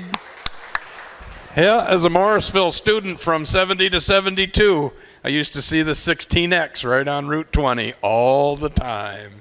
Yes, indeed. Sitting right there in the center of the village of Morrisville. Yep, the great Dick Clark. It was an amazing experience. All right, at this time, I'd like to recognize a man that I don't see very often. And his father was my hero, and he still is too. Ladies and gentlemen, the 67 track champion, the TC9, that's 50 years ago, ladies and gentlemen, right here at Midstate Speedway. Joe Donahue Jr. is here with us today. And thank everybody. There he is. Yeah, thanks so much to Joe and the Donahue family. We also have the 68 track champion here somewheres. I think he might have snuck out again, Pete Cortez. He was over there by the doorway. But the 69 track champion, of which the original car is also sitting out here, ladies and gentlemen, the Bug, the number 5, driven by the great Buddy Hinman, sitting right over there, folks. The 69 track champion from Waterville. Yes, indeed. And earlier this afternoon, and I don't know if he snuck away or not, but ladies and gentlemen, the track champion from 70 and 71 and 2, the great Mert Sox Holbert was here today. Is he in the house? I don't know. He was here earlier, but yep, drove the Bruce Carman number 23. Yep, Mert Sox Holbert was here today. And we're certainly glad and fortunate to have these people, come. Many people that came a long, long distance to be here with us today, and we're just overwhelmed. All right, at this time, I'm going to call Gary George back up, ladies and gentlemen, to introduce to you a very, very special individual. Thank you.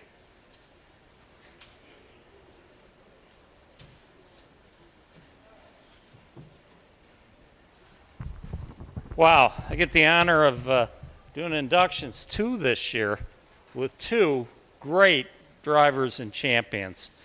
And Ron Narduzzi, who I did a little bit earlier, I didn't know real well. I got to know him quite a bit over several beers up at Amy's Checkered Flag Bar in Waterloo, and spent a good afternoon there, much to the dismay of my girlfriend, who thought I was talking too much. But anyways, I want to talk a little bit about our next inductee. He is from Little Meadows, Pennsylvania. It's just over the line from New York State, south of Appalachian. And he's lived there he's lived there all his life. And that doesn't say he hasn't been all over the country chasing races. And I did not realize the scope of his racing until I interviewed him a year ago and did a tremendous amount of research on his background. And that's why you see up here on this slide the International Motor Racing Research Center up in Decatur Street at Watkins Glen. A lot of the research background stuff that we put together, myself and a number of other colleagues, about these two drivers, so we knew who they were. Eddie Rafferty, well, boy, what a career. He started out on the dirt tracks, obviously down in the southern tier, and run, boy, don't tell him he ran Penn Can. Boy, did I get a lecture on that one day. The phone is still buzzing. It's Susquehanna Speedway, not to be confused with the track down by York, Pennsylvania. But he raced at the Susquehanna Speedway, won a lot of races there, and they called him Crazy Eddie. And I asked him the other day, I said, Eddie, where'd that Crazy Eddie come from? Because I've talked to some of your colleagues that you raced against. He said, wasn't that crazy at all. He said his first car, he put Crazy Ed on it. Sounded good. So he got that nickname. And he went on to do a lot of wins on the dirt, on the short tracks, the bull rings. But he also started concentrating and working his way up into the asphalt division and ran a number of races. Now, how many of you know where Lancaster Speedway is? Okay, I got a lot of, it's right off the thruway. Matter of fact, when you're going down the thruway to the last exit, you pay your toll, and the track is literally right there. But to get around to the track, it's kind of a long way around. So Eddie decided maybe the fastest way is to just go over the edge, and because the pits were right there, and they found a spot. He was with another fella. Maybe he can elaborate that story later if you want to ask him about it. But he drove through there and ended up in the street out there right by the track. So I missed all the traffic in Amherst to get to the track, and he didn't have to pay the toll. So that's one story I can tell. And one of the major things I know about Eddie was his expertise on the big asphalt tracks. I saw him run a number of races. Langhorne in the late 60s, early 70s. Next slide, Bev. When he ran the famous 04 of West German. Now you can see who he's starting next to. This is one of the Trickler brothers. They lined him up in the pits if you ever went to the Race of Champions at Langhorne. And he was running right at the front near the end. And a tire went down, and he took probably the worst tumble he's ever taken in his life. He had a sore back for a long time and a sore neck. And he told me he drank quite a few beers on the way home from Langhorne to take care of the pain. All right? So, and I got one other quick thing to say about Eddie. On his comment sheet that the drivers send back, he had an interesting note. If he could change his life in racing, what would he do? Well, I can't say it here, but entirely. But he said, I would kiss the butt of NASCAR, and I would have been a Daytona 500 star. And I believe that was a possibility. But he was an independent, kind of like Dutch Hogue and a few of the other drivers of that era, that they wanted to run their tracks, and they ran where they could. And NASCAR was very stringent. You had to run their tracks or else. Okay?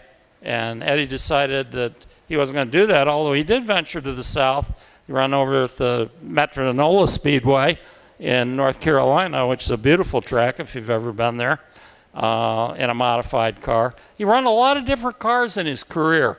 But I always remember this 04, and this is at Langhorne. So at this time, I think I'd like to have Eddie come up with his wife and accept the plaque, your award for, inductee this year into the Hall of Fame. And I have one other special award for you.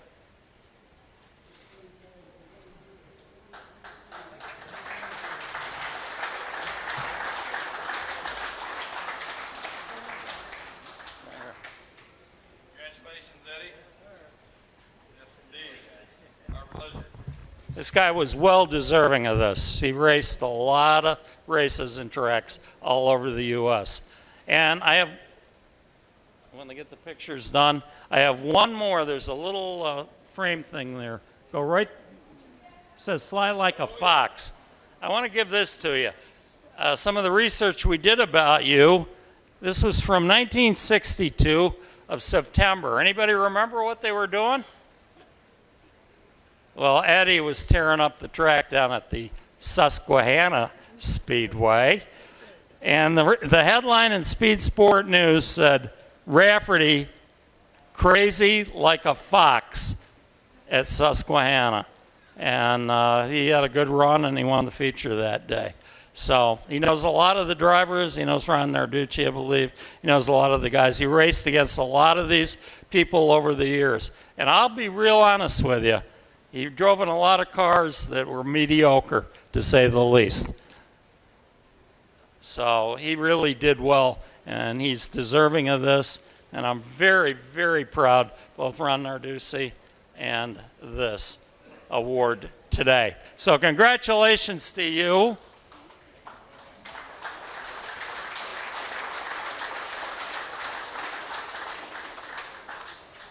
Sly like a fox. I love that. Yeah, come on around. Now you can only stay up here 5 minutes or I'll pull you off. Yeah. He likes to talk. I want to just thank everybody who put this on. This is super great, and I hope you really like it. And the only thing I got to say is, some of you people know Moose Carey. Well, when I first come up here, the track was so dusty I couldn't see the car ahead of me. So Moose said, "You want to know how to drive this track?" I said, "Yeah." He said, "You come out number 2." He said, "Count to 10 and turn left. If you don't, you'll be in them pines down there."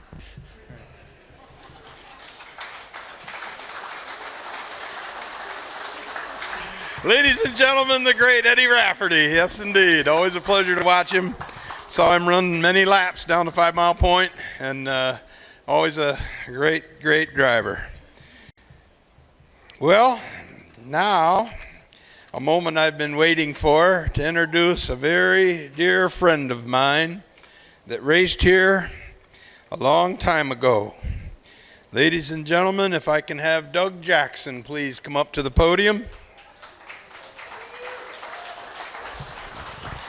Here's a man that I went to school with. Yes, indeed. He graduated in '69 and I in '70 from the great Gilbertsville Central School. Yep, the old Bulldogs. Yeah, football buddy. Man, I'm telling you.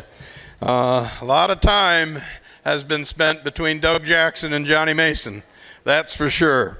Let me read you a little bit about his profile. Doug is now at the young age of 66. He lives in Greene, New York, some of the time, and some of the time he's traveling southbound. His spouse is Cindy, and he's got a couple of other family members here, Michelle and Stacy. Is that right? All right. I know that Jimmy Carr and his sister Donna is over there as well. And the one that most influenced him to race and why was his brother Jimmy. And I understand Jimmy's out west somewheres on vacation somewheres. Unfortunately couldn't make this special day. Jimmy had crashed the car and about every week, and Doug was tired of rebuilding it. So at what age did he start to participate? He was 15. He started driving in 1966 for his family, and a beautiful 57 Chevrolet. Numbers, the great number 82. That was the number.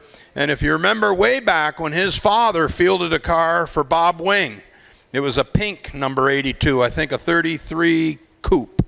Bob Wing drove for his father, Bob Jackson. What tracks did he compete at? He's been at Midstate here, of course, 5 Mile Point, and Rolling Wheels. His first feature win was here at Midstate, and he started racing in '66. He won 2 features. His last race was down at 5 Mile Point back in 1982, and his most memorable moment in racing was a 50-lap memorial race at 5 Mile Point. He finished 4th after leading for 28 of the laps, and he finished in front of the great Jack Johnson. That's quite an accomplishment. His favorite race car driver is Kyle Busch, and one of the toughest competitors here was the late Earl Mewhorter in the great number 23. His Camaro sits out here. His best racing friend, he's with us today, Fred Barse, ladies and gentlemen, sitting right over there. Certainly a lot of wheeling and dealing. And if you remember me standing here and talking about Fred Barse, of course, Fred Barse is Mr. Ford. Well, Mr. Jackson is Mr. Chevrolet. So obviously there was some friction from time to time between those two.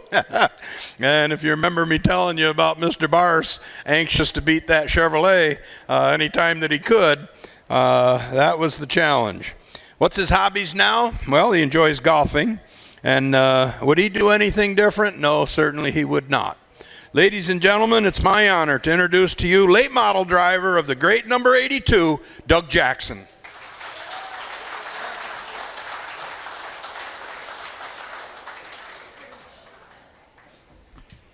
I'm not sure if you left me this late in the program, if it was on purpose. Did you realize how hot it is out there? But you know, every one of us has a purpose in life, and you have John and the dozen other speakers that have been up here, and they were all public speakers. That's probably what they're meant to be. I'm still looking for the teleprompter because I'm not a public speaker, and that's not what I was meant to be. And I'm still looking for whatever that is I'm supposed to be. But I'll do the best I can do, and we'll go from there. But the first thing I want to do is, John mentioned, I grew up in Gilbertsville. He grew up in Gilbertsville. And there's a lot of my friends in Gilbertsville. We were all a bunch of young boys and some girls that wanted to go racing, and we did. And I want to thank, there's another gentleman over here, Ed Wilson. Yes, indeed. Eddie Wilson worked many, many tedious nights. My dad did. My brother did. And like John said, every other week we could build a new car for my brother. And some people like working on cars. I happen to enjoy driving them. I was never that good at it, but I did the best we could do. And I'm looking for the real Cal Thurston, because I stopped at Gordy Smith's garage earlier in the week, and Cal was a little nervous and he wasn't sure what he was going to say, and he gets up here for an hour and a half and you can't shut him up. So would the real Cal Thurston please stand up? I don't know where that came from, but we ran the late models here in I also, before I forget this, I want to thank my brother-in-law, Jim Carr. He spent a lot of time working on our race cars. Johnny Mason spent a lot of time helping us. There's a fella out in the doorway, Wayne Van Dusen. A lot of the young kids from Gilbertsville, that's what we did. And we had some good cars at times, and we had so not so good cars at times, but we had a good time. And we won a couple of races over here. Then we went to the modifieds and found out that was a whole different ball game. And we went to 5 Mile Point and went through all of that stuff. And the last car that we had, I bought. In fact, Johnny Mason had it, and my brother Jimmy and his boy, they bought it from him, or he gave it to him, or whatever it was. It was a car that I got from a guy in Oneonta, Rodney Clarkson, and he was a winner when I bought the car. Didn't have a motor in it, and I bought a motor from Pete Cortez, and it was a 427, which was one of the fastest motors. I could see how Pete always did so well. He outclassed us by a lot, and the only thing we didn't realize at that time was Bill Newell was building the steering for all these race cars back in the day. And this thing had like go-kart steering in it. And I'd get in there and that's about the way I looked. And Gordy Smith took it down to 5 Mile Point one time. He wanted to try some dirt, and he did about the same thing that I did. It's just these cars, when they came out with that new steering, was something very, very different. But one of the funny moments for me, I guess, we won a race here, and I think it was the next week or 2 weeks later. I ended up splattered against the grandstand out here with our 56 Chevy. And back then, we really took shoulder harnesses and safety equipment real serious. Well, I ended up with the steering wheel right in my face, and they took me to the Oneonta Fox Hospital, and I ended up with a broken eye socket and 17 stitches. But when the accident happened, I put my hand up like this and covered up my eye. It probably hurt, I don't remember, but I had my hand up here, and the emergency squad came. They bandaged the hell out of my hand. Here's my eye bleeding like crazy. I get to the hospital in Oneonta, and they unwrap the hand, and they're wondering what was wrong with it. So, and there's another one. I saw Ray Canner standing out here. There he is. Ray and I go back a long ways also. And back when I was about 17 years old, Ray was in the car selling and car building and all kinds of things. And I bought a 62 Chevrolet from Ray, Impala, for a road car, not a race car. I had to go to South Fallsburg to pick up my girlfriend. And I get down to South Fallsburg, and the exhaust system falls off of the car. And I learned a real good lesson. I got arrested. And they pulled me in, and they put me right behind bars. I mean, right behind bars. And they're reading me the riot act, and the guy says, well, I don't know what you hillbillies up north do, but I didn't have the registration or an insurance card because it was on Ray Canner's dealer plates. Well, I call my dad, and he's talking to this judge or whoever it was, and the judge, I heard him say this, I don't care if he stays locked up the rest of his life. Well, take a 17-year-old and listen to that, and I was a little scared. And pretty soon, Ray Canner calls down and talks to whoever was on the phone. And I don't to this day know what Ray said to the guy. But when he got off the phone, he says, we're going to let this guy go now. So Ray, thank you. It was bad. But for me, I want to thank all these young kids. And John Mason's one of them. But I want to tell you a way that a lot of you guys had bought these big motors and high dollar motors and probably had them tested. I was a Chevy guy.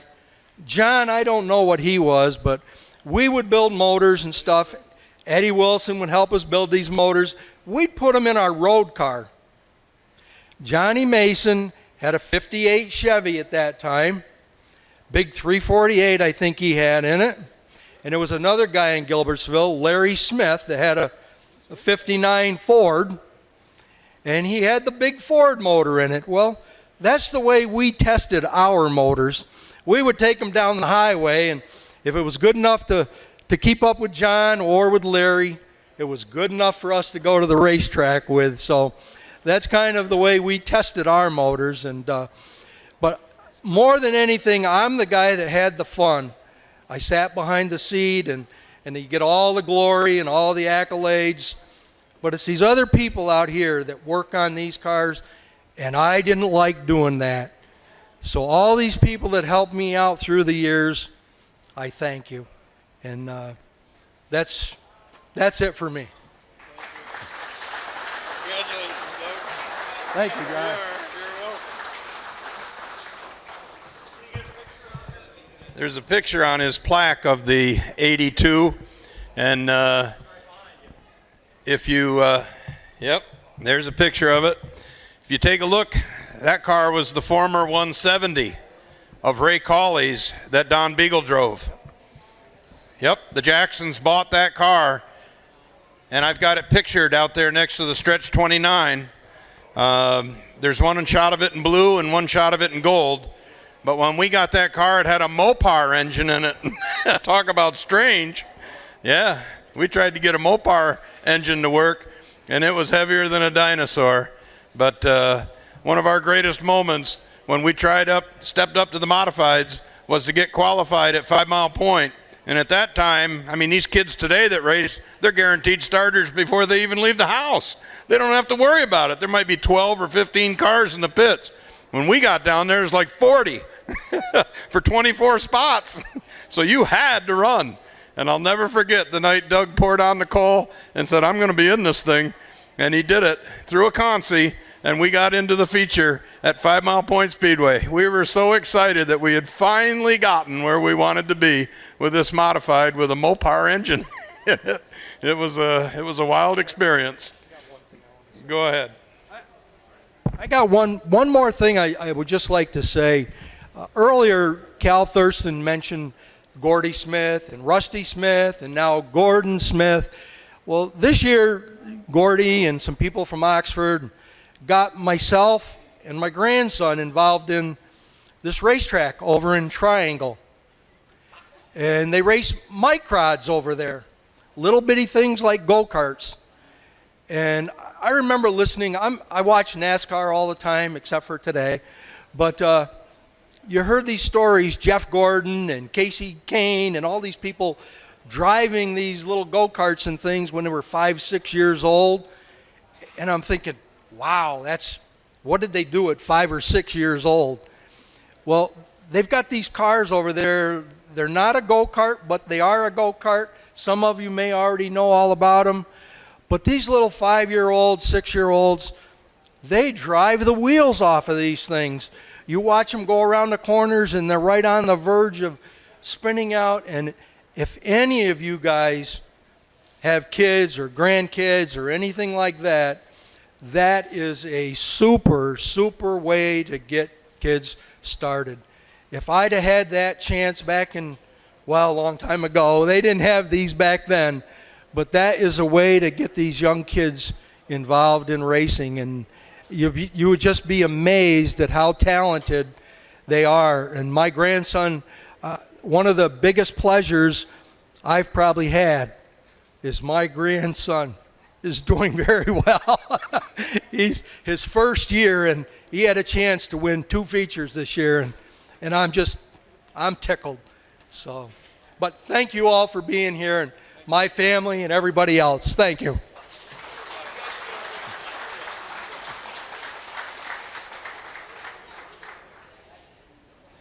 Okay, thank you. Thanks, Doug.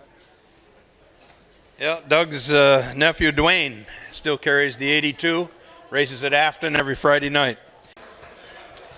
All right, at this time we'd like to ask Chuck Brownell to come up, please, to present the Johnny McArdell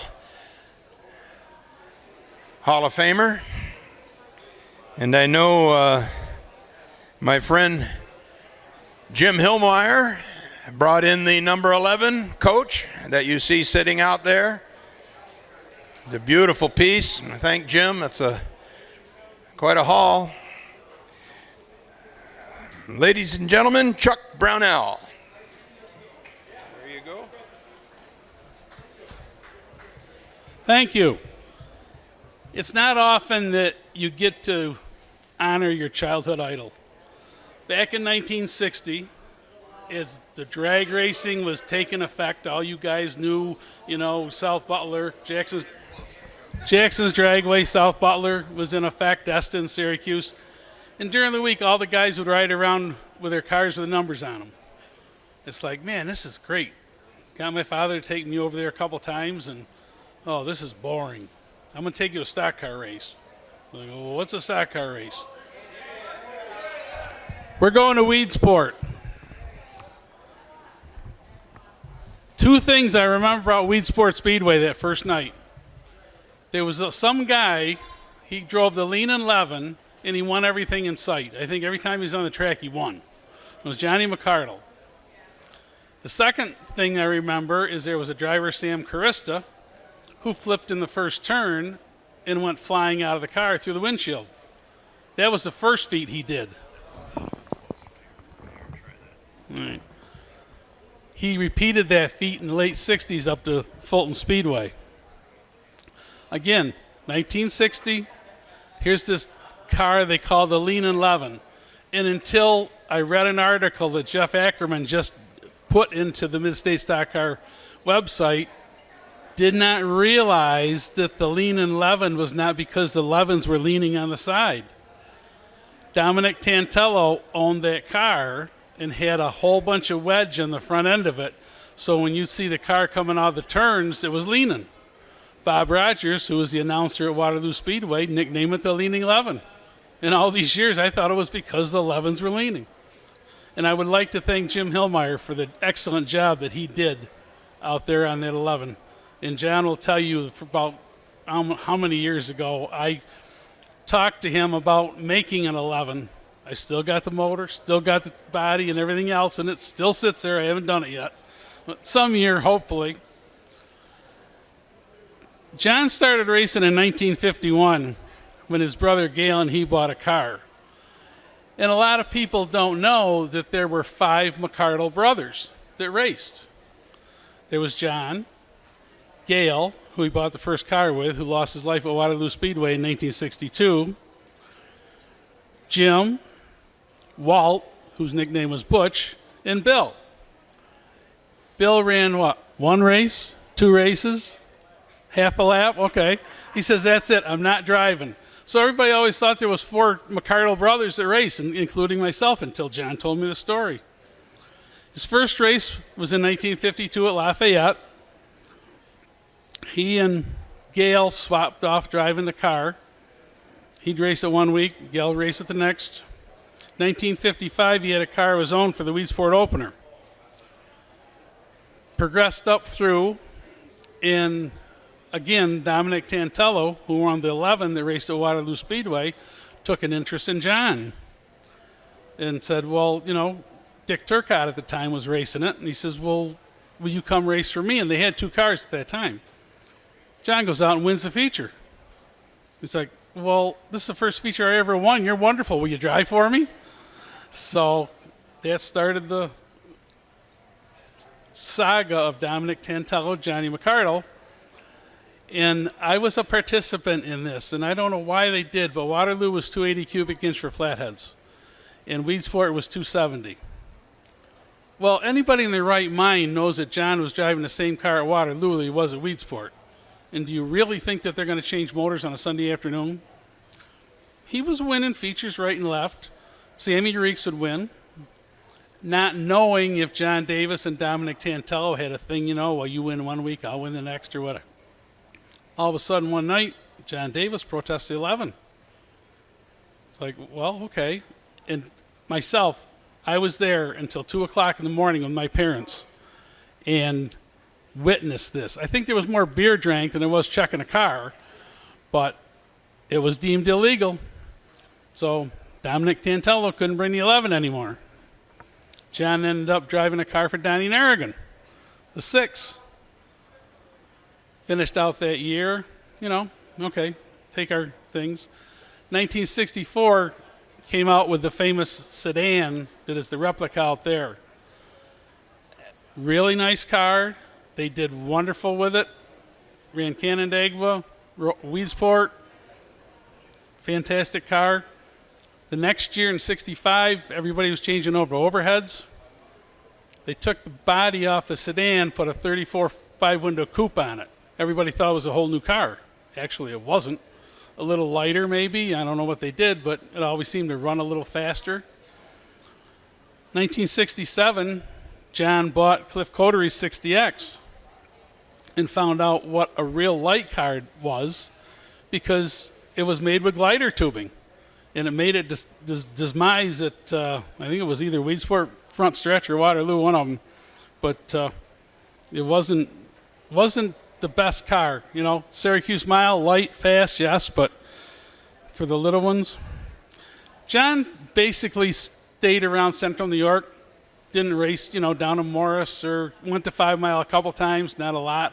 But Waterloo, Canandaigua, Weedsport, those things, the Flathead era was like John's big time till he got hooked up with the Cincer Bros back in 74 and 75. The cars that John has driven are the Zero, the Cincer Bros Zero, the one of Cam Bruno, the 11 of Tantello, 98 Junior Fisher, 99 of Tony Vitti, 30 his own car, the 6 of Donnie Narrigan, the 51 of himself and John Fireball Roberts, the 111 of Whitey Brazak, and he also listed a 77 and a 31. And those bypass me. I don't know exactly what they are. Tracks he's raced at was Weedsport, Waterloo, Canandaigua, Rolling Wheels, 5 Mile Point, New York State Fair, Brewerton, Fulton, Oswego, Lancaster, Lafayette, and Spencer. Career highlights, the 1959 Weedsport Speedway Sportsman Award, 1960 Waterloo Track Champion, 1961 Canandaigua Track Champion, 1963 Weedsport Track Champion, 1964 Top Qualifier at the New York State Fair, the 1964 NASCAR feature winner at the New York State Fair. That was a second race that they had. I think they called the first one for the overheads the Salt City 100. Then they had the sportsman race for the flatheads. That's the race that John won. 1965, he was elected the president of Waterloo Stock Car Racing Association. 1968, he was the Weedsport Track Champion. 1974, the Rolling Wheels Driver of the Year. In 1975, the Rolling Wheels Track Champion. And in 1975, the Skyline Track Championship. In 1995, he was also elected to the Dirt Motorsports Hall of Fame. John is believed to be the only driver to have won the track championship at all 4 of the big 4 tracks in central New York: Waterloo, Weedsport, Canandaigua, and Rolling Wheels. Another accomplishment that John came up with, he was nominated by Tom Davis, who was the part owner of Davis Ford. He nominated John at the Living Legends of Auto Racing in Daytona Beach, Florida, where he was inducted on February 15, 2006.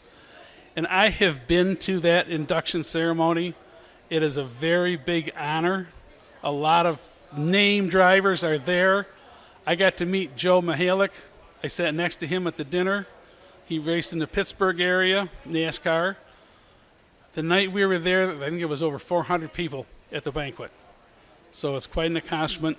And again, you know, I'm very honored to be able to recognize my childhood idol, John McCardle. Thank you.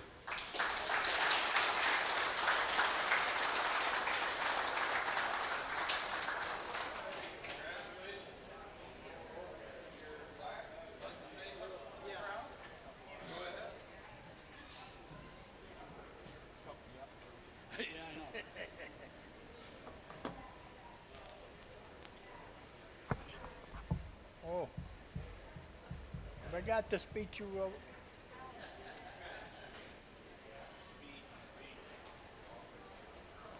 Let's see.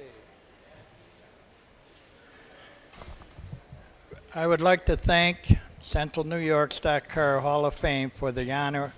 I would also like to congratulate my fellow inductees, Eddie, Butch, Doug, Kyle, and Ron. Although I am in one of the, I wouldn't be here if it's not for the support of a lot of great people. Thank you for my car owner, especially Dominic Tantello and Jim Sensible, who's sitting here today, for giving me a great race car to drive, and for the trust and respect that you always showed me. Thank you to all the pit crew that put in many hours of work, week after week. Thank you to our sponsor and our fans for all your support over the years. I finally would like to thank my family. Without your support, understanding, and sacrifice, this moment wouldn't have happened. Yeah. Anyway, he wrote a whole bunch of stuff. I want to tell you a few stories about, well, getting in the Living Legends at Daytona Beach. It was a great honor. I got to talk to Richard Petty for a while, and then I got to sit next to David Pearson, who was my idol back in the day. And several, I got put in there, and also the Walk of Fame, which I'm in, and Jim Sensible's father is also in there. He built the engines for the Zero. And, well, you've mentioned 5 Mile Point a few times now. Went down there with a flathead and run against the overheads, all of them. Billy Wimble started right side of me. That flathead, well, the first bunker, the guy that owned the track, he said, would you mind starting in the rear because you have a flathead, not an overhead? And Dominic Tantello said, nope, we drew the position, we're going to start there. So we took off, and I was the only flathead in the whole race. But anyway, Billy Wimble kind of pulled ahead of me. I got up by his back window, back tire there. It took me 4 laps, but I got by him with the flathead. Then we went on at the feature. We led it for 80 laps, the feature, and I broke an axle. But that was a big thrill for me to run like that against the overheads. And let's see. I want to thank Jim and Jerry, my daughter, Joyce, Jim Horner, Carlos Estrada, and my wife, Martha, my that's another daughter out there. But B and Marie and Jan and Al for being here. And it's great when people support you. But I had a great racing career. One year we won 27 features with that 11 on the 3 tracks. We won 27 features. But they built me a great car, and I had a good time in racing. And that's about it, I guess.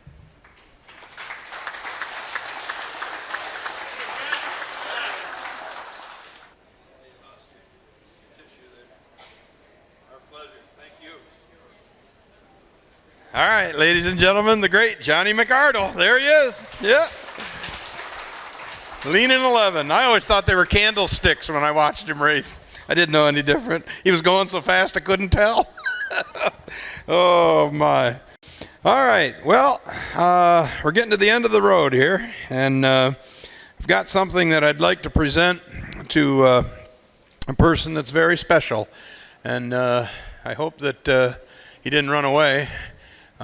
Is Ed Wilson out there near and around? Years ago, we paid tribute to the folks that worked so hard at taking care of the racetrack. And obviously, the fire department here locally in Morris did a wonderful job taking care of the racetrack. But on occasion, they would call on the Gilbertsville Fire Department, just 7 miles down the road, to come and help and assist in taking care of the racetrack as well. And I don't know, is Thunder Musson or Ed Wilson out there? If they are, I'd like to have them come in, because those two were instrumental in helping to prepare the racing surface. And we have a special plaque for the Gilbertsville Fire Department, of which I'm the president at this time. So I guess in their absence, I'll accept the plaque. Have you been able to find Ed? Okay, they're on their way. Yep, here comes the great Thunder Musson, ladies and gentlemen, Ray Musson. He drove here for Jim Min, the number 69 coupe, Ford coupe here at Morris. And if you've never met Thunder, then you need to have the opportunity some point. Is Ed Wilson still around? He may have left, okay. Well, on behalf of the Midstate Antique Stock Car Club, Ray, we'd like to give the Gilbertsville Fire Department, and the emergency squad also was here to help and assist as needed, a plaque for all the work, time, and effort that the Gilbertsville Fire Department members put into it, and I know you were instrumental in doing that. So let me get the plaque.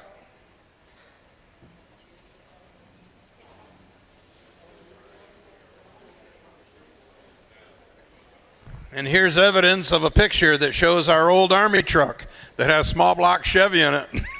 It was a neat piece that these guys built right in the firehouse, and used to use it on any occasion when it was necessary. It was primarily our brush truck at the time. But ladies and gentlemen, the Gilbertsville Fire Department and Ray Musson.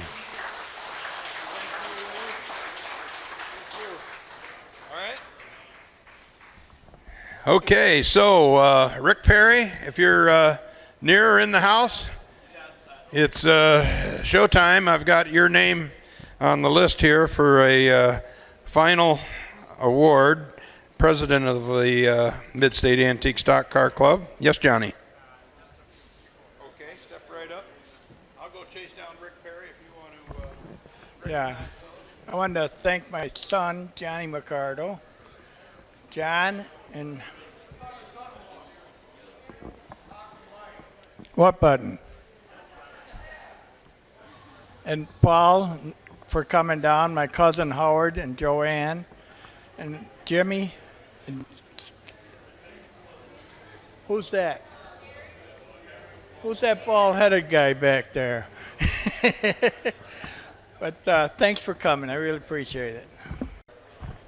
As in any organization, and you're all members of fire departments, ambulance crews, there's always a lot of time and effort goes into your clubs.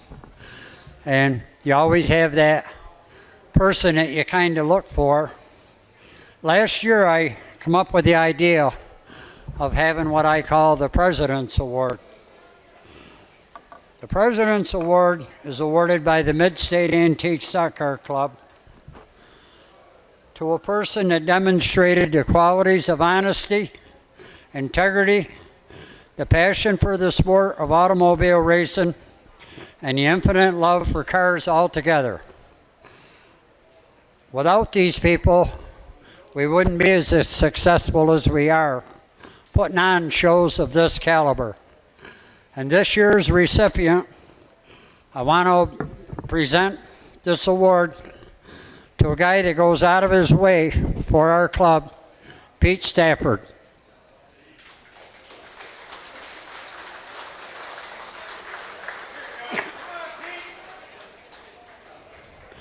Pete's our behind-the-scenes guy. He puts up all the tents, takes them down. He never will take a dime for anything he does. He's just a true hardcore racer. And with this award, I want to present to Pete Stafford. Thank you very much, Pete, for all your dedication and hard work.